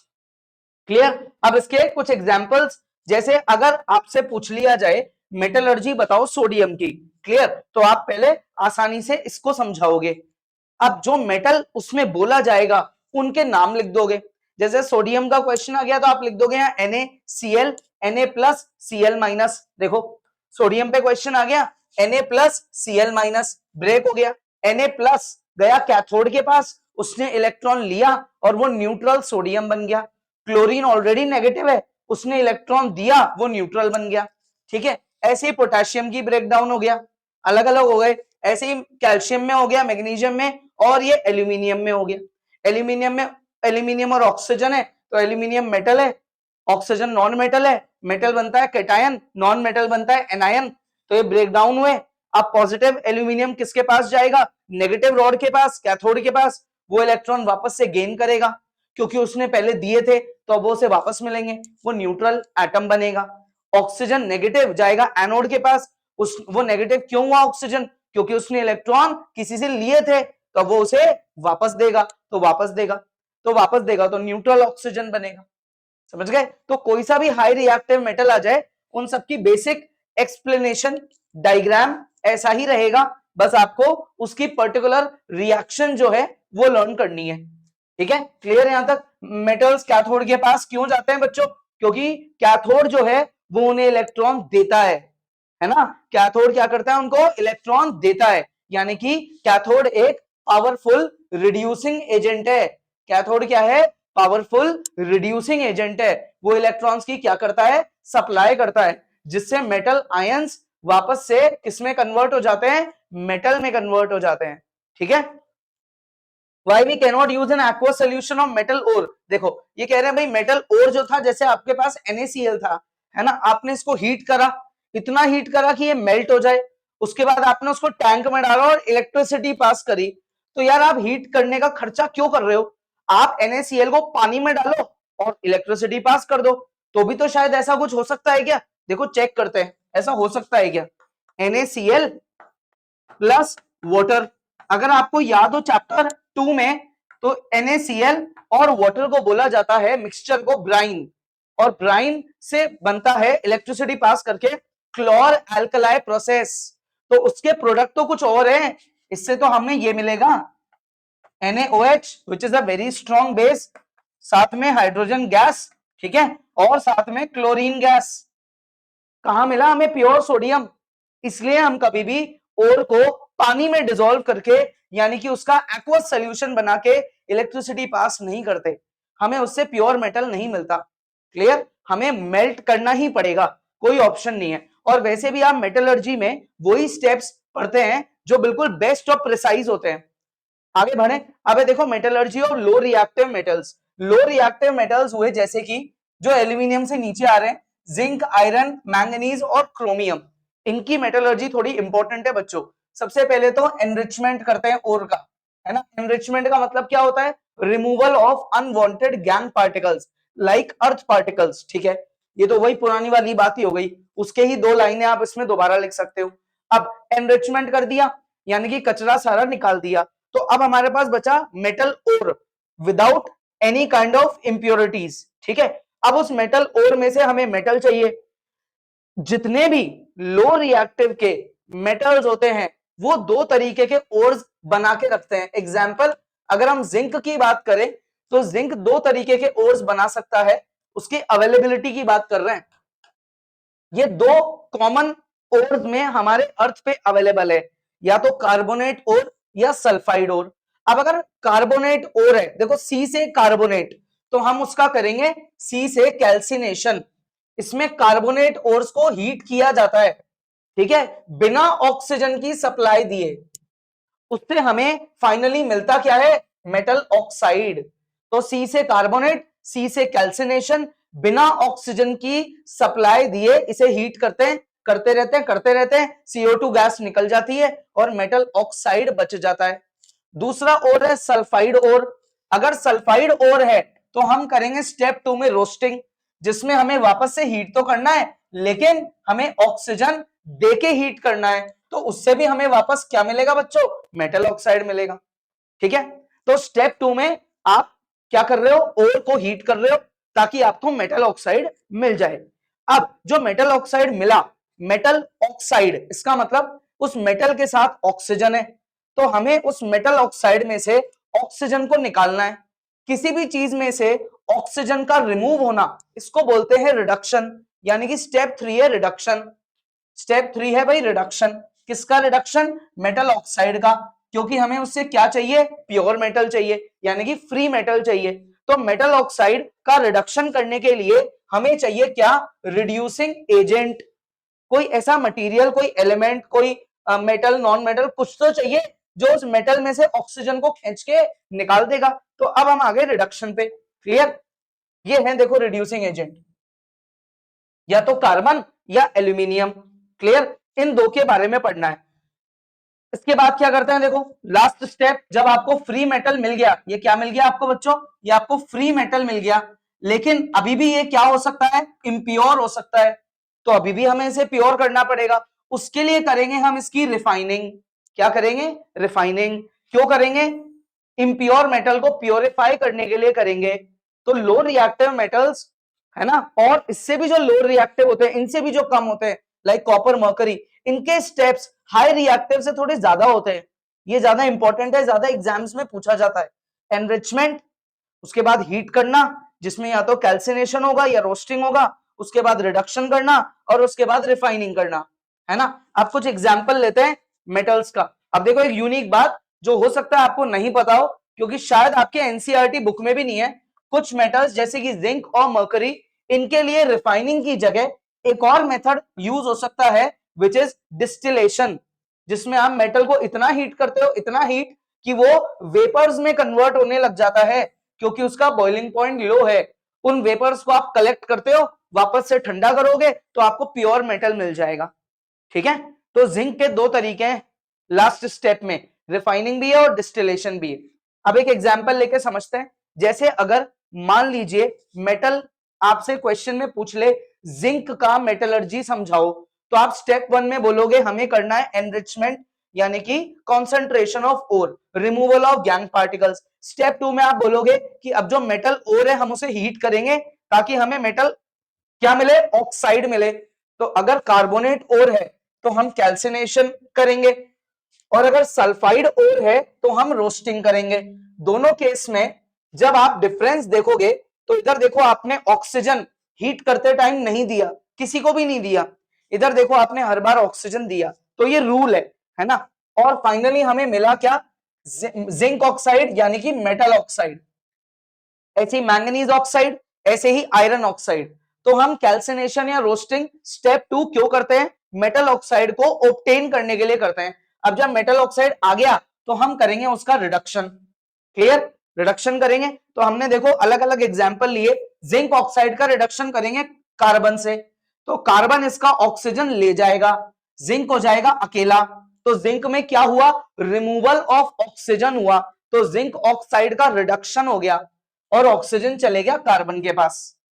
अब कार्बन के अलावा एक और बहुत अच्छा रिड्यूसिंग एजेंट है एल्यूमिनियम। तो एल्यूमिनियम जो है देखो वो ऑक्सीजन ले गया, यानी कि मैंगनीज ऑक्साइड का रिडक्शन हो गया, वो प्योर मैंगनीज में कन्वर्ट हो गया। ऐसे ही आयरन ऑक्साइड प्योर आयरन में कन्वर्ट हो गया। क्लियर? एल्यूमिनियम उसका ऑक्सीजन ले गया। इसमें जो ये वाली रिएक्शन है ये तो बहुत ज्यादा इंपॉर्टेंट है, इस पे तो बहुत बार क्वेश्चन आता है बच्चों, बहुत बार, है ना। अभी बताऊंगा क्यों आता है। ये आ गए आपके स्टेप 2 और स्टेप 3 किसका? Metallurgy of low reactive metals, या मॉडरेट भी बोल सकते हो आप, उनके दो स्टेप। अब आते हैं किस चीज पे कि यार ये रिएक्शन एक बार इसको बीच में उठा लेते हैं, है ना, ये बहुत इंपॉर्टेंट है। Iron oxide plus aluminium gives aluminium oxide, iron and heat. तीन फायदे हुए। एल्यूमिनियम का ऑक्सीडेशन हो गया, वो उसके लिए अच्छा है। आयरन से ऑक्सीजन निकल गया, आयरन फ्री हो गया, वो भी अच्छा है। और बहुत ज्यादा हीट जनरेट हुई, तो उस हीट से क्या फायदा है? इस प्रोसेस को बोलते हैं थर्माइट प्रोसेस या थर्माइट रिएक्शन। ये थर्माइट वर्ड किसकी वजह से आया? सबसे इंपॉर्टेंट चीज, हीट की वजह से। बहुत ज्यादा अमाउंट में हीट जनरेट होती है, और उस हीट से करते क्या है? थर्माइट वेल्डिंग, यानी कि लोहे के टुकड़ों की वेल्डिंग करते हैं। थर्माइट वेल्डिंग का दूसरा नाम एल्यूमिनोथर्मी, है ना। इसमें हम ऐसे रेलवे ट्रैक्स के जो ये जो लोहे के ट्रैक है ना, इतने भारी लोहे को की वेल्डिंग कैसे करें, किलोमीटर लंबे लोहे के ट्रैक को आपस में जोड़े कैसे, ऐसी वेल्डिंग करके जोड़ा जाता है। तो उसमें ये रिएक्शन होती है। आप सोचो ये हीट कितनी ज्यादा होगी कि ये आयरन को मेल्ट करके जोड़ देती है, क्योंकि अगर आपको आयरन का मेल्टिंग पॉइंट याद हो तो 1500 डिग्री सेल्सियस से भी ज्यादा होता है। मतलब ये हीट इतनी ज्यादा है कि इसने आयरन को इतना गर्म करा कि वो मेल्ट हो गया और आपस में वो दोनों टुकड़े जुड़ गए। ठीक है, क्लियर। तो ये इसका यूज है भाई। अब आते हैं वापस मेटलर्जी पे। स्टेप 4 हमारा रह गया था रिफाइनिंग। जो हमें रिडक्शन करने के बाद मेटल मिला वो फ्री मेटल तो है, लेकिन वो साथ में इम्प्योर मेटल भी है। तो अब हमें उसकी करनी है रिफाइनिंग। दैट इज हमें इम्प्योर मेटल को प्योर मेटल में कन्वर्ट करना है। ठीक है, करना है भाई। तो हम रिफाइनिंग में क्या क्या यूज करेंगे, कैथोड जिसपे होगा आपका प्योर मेटल, एनोड जिसपे होगा इम्प्योर मेटल जिसकी रिफाइनिंग करनी है, और टैंक के अंदर आप लिक्विड डालेंगे किस चीज का, मेटल सॉल्ट और एसिड का एक मिक्सचर तैयार करके वो डाल देंगे टैंक में। ठीक है, अच्छा अब आगे जब हम इलेक्ट्रिसिटी पास करेंगे ना, तो जो हमने टैंक में मेटल सॉल्ट और एसिड का मिक्सचर डाला है, तो वो इलेक्ट्रिसिटी की वजह से ये जो हमारा मेटल जो इसमें है ना इम्प्योर रॉड में, वहां से मेटल जो है वो निकलने लग जाएगा इलेक्ट्रॉन देके, क्योंकि मेटल को एक ही काम आता है इलेक्ट्रॉन देना। तो मेटल पॉजिटिव रॉड में से इलेक्ट्रॉन देके बाहर निकलेगा और कैटायन बन जाएगा। क्या बन जाएगा, कैटायन, यानी कि पॉजिटिव आयन। ये मेटल ऐसे समझो आप एनोड को बोलता है कि यार तू इम्प्योर रॉड है, मुझे तेरे को छोड़ के जाना है प्योर रॉड के पास। तो यार ये इम्प्योर रॉड बोलती है मैं तो नहीं जाने दूंगा। तो फिर मेटल बोलता है यार कुछ भी करके जाने दे। तो मेटल इसको 2 इलेक्ट्रॉन 1 इलेक्ट्रॉन की अकॉर्डिंग टू वैलेंसी रिश्वत देता है कि ये ले तू भाई इलेक्ट्रॉन रख और मुझे जाने दे। तो जिंक जो है वो इस एनोड को 2 इलेक्ट्रॉन की रिश्वत देता है और बाहर निकल जाता है, आजाद हो जाता है। फ्री जो इम्प्योर रॉड है उसमें से निकल के आजाद हो गया। अब जैसे ये बगल में देखता है तो बगल में कैथोड है। कैथोड क्या है भाई, प्योर मेटल की रॉड है। तो यार ये खुश हो जाता है कि यार प्योर मेटल की रॉड है, तो ये फट से जाके उसके पास अट्रैक्ट हो जाता है। तो पॉजिटिव आयंस नेगेटिव रॉड की तरफ क्या हो जाते हैं, अट्रैक्ट हो जाते हैं। तो वहां पे जब जिंक जाता है तो उसे डबल खुशी मिलती है, उसको उसके 2 इलेक्ट्रॉन जो उसने घाटा खाया था वो उसे वापस मिल जाते हैं और वो न्यूट्रल हो जाता है। तो सारे मेटल्स में यही होता है, जिस भी मेटल की आप रिफाइनिंग कर रहे हो उस मेटल का सॉल्ट एसिड आप डाल दो, इम्प्योर रॉड से मेटल निकलेगा, 2 इलेक्ट्रॉन का नुकसान खाएगा, कैटायन बनेगा, बगल में देखेगा नेगेटिव रॉड है वो खुश हो जाएगा, वहां जाएगा। एक और फायदा, उसके वो इलेक्ट्रॉन दिए हुए जो थे वो उसे वापस मिल जाएंगे और वो न्यूट्रल हो जाएगा। इसका मतलब जितनी देर रिफाइनिंग चलती है तो जो नेगेटिव रॉड है वो धीरे धीरे पतली होती जाती है, क्योंकि सारे मेटल्स उससे निकलना चालू कर देते हैं। और जो बगल वाली रॉड है नेगेटिव रॉड, वो धीरे धीरे मोटी हो जाती है, क्योंकि सारे मेटल्स उधर आ जाते हैं प्योर रॉड के पास। समझ गए। तो ये रिफाइनिंग में होता है। एनोड रॉड धीरे धीरे खत्म होने लग जाएगी और कैथोड रॉड बढ़ती जाएगी, सारा प्योर मेटल कैथोड के पास आ जाएगा। अच्छा, अब अगर एनोड जो है वो इम्प्योर मेटल की रॉड है, इसका मतलब इसमें कुछ कचरा भी होगा।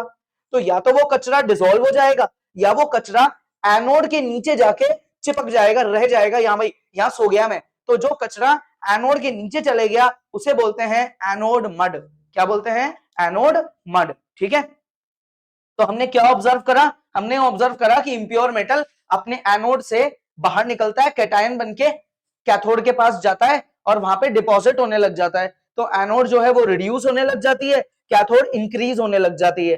ठीक है, एनोड से कुछ इंप्योरिटीज निकलती है जो या तो इस मटेरियल, ये जो सोल्यूशन हमने तैयार करा है इसमें डिसॉल्व हो जाती है, या फिर एनोड के नीचे आके सेटल हो जाती है, सो जाती है ना। ऐसी इंप्योरिटीज को क्या बोलते हैं बच्चों, एनोड मड बोलते हैं।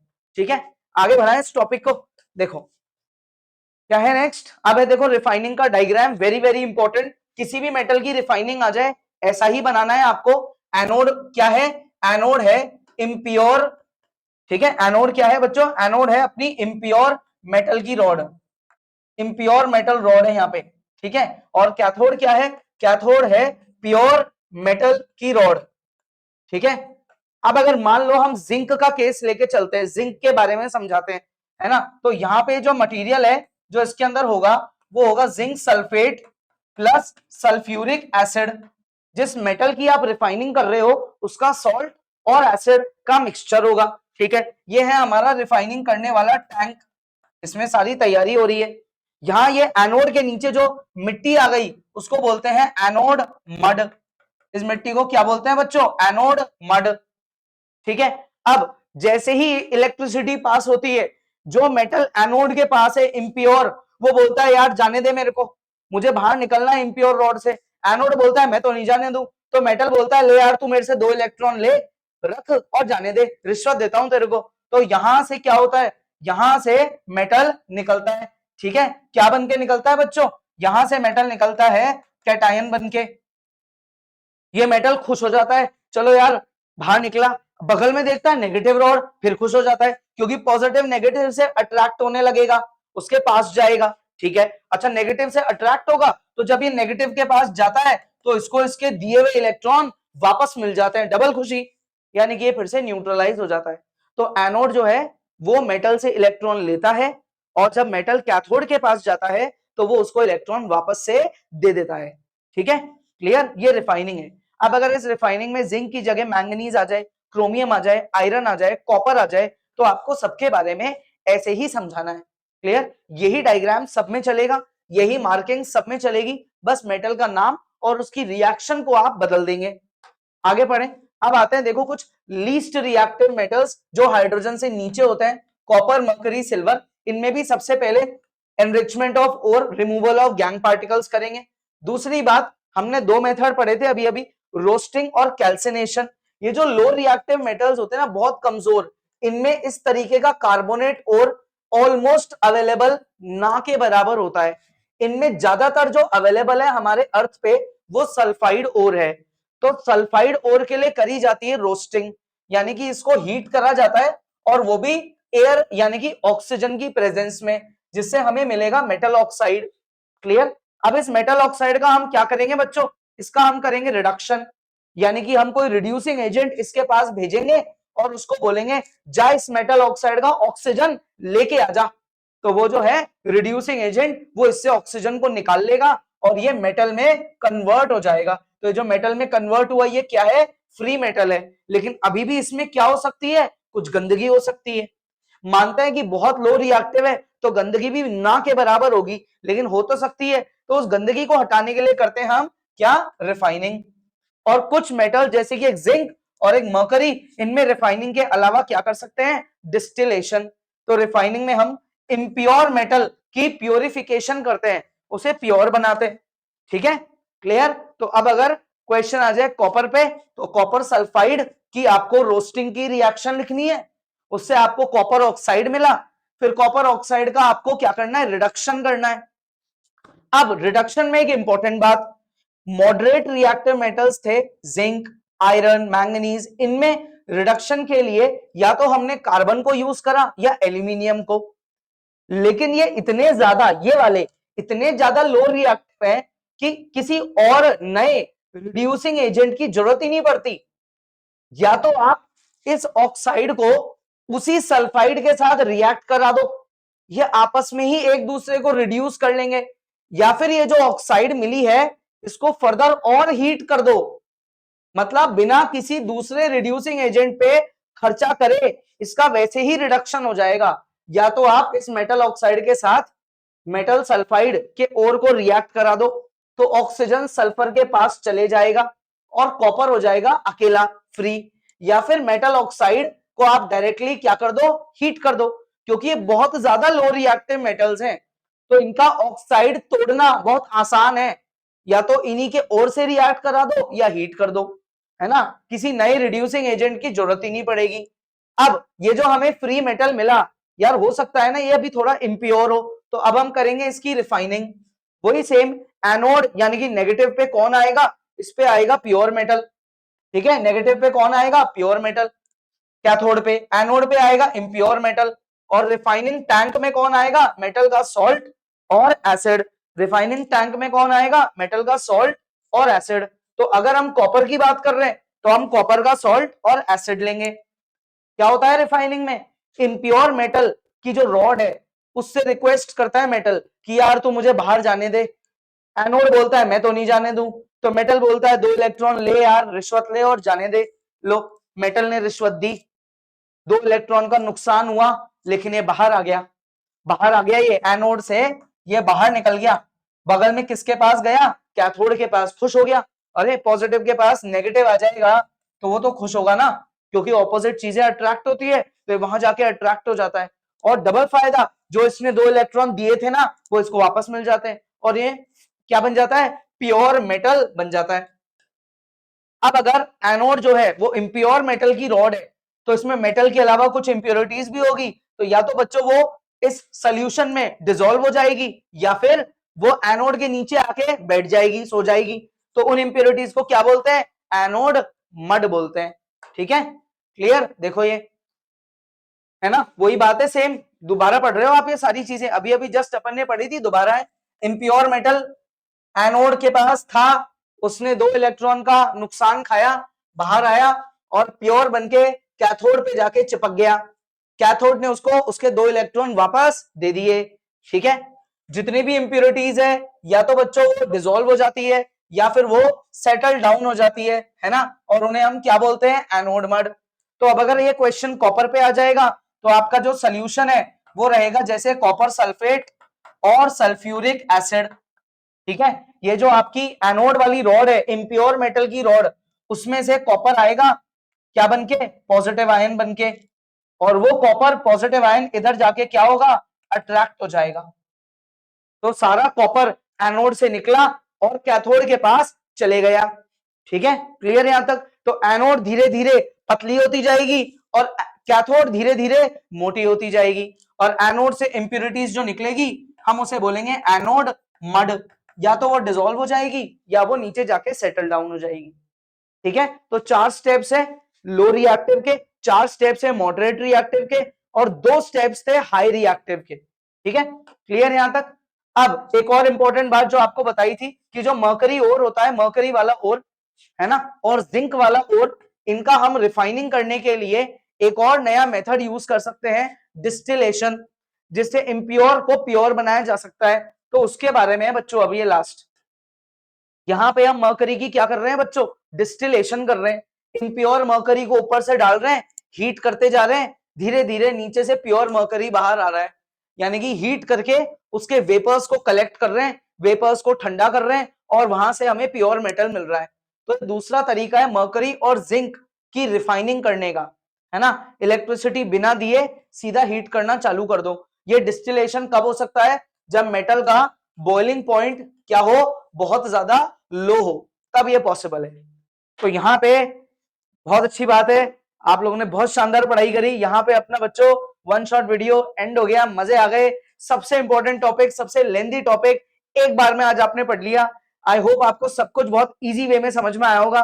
थोड़ा बहुत हो सकता है आपको वीडियो अगर लेंथी लगाए तो यार ठीक है, क्योंकि अपन ने सारी डिटेल्स कवर करी है, थ्योरी के सारे टॉपिक्स कवर कर लिए, स्ट्रक्चर्स, डायग्राम्स, रिएक्शंस, सब कुछ, कुछ भी नहीं छोड़ा, तो इसमें सब कुछ आ गया। अब आप कोई भी क्वेश्चन भी सॉल्व करोगे, कुछ भी करोगे, तो आपके लिए बहुत ज्यादा इजी होगा इस चैप्टर को अटेम्प्ट करना, है ना, क्लियर। तो कोई डाउट है आप वीडियो दोबारा देखिए, नेक्स्ट क्लास में अपन बच्चों आगे पढ़ेंगे।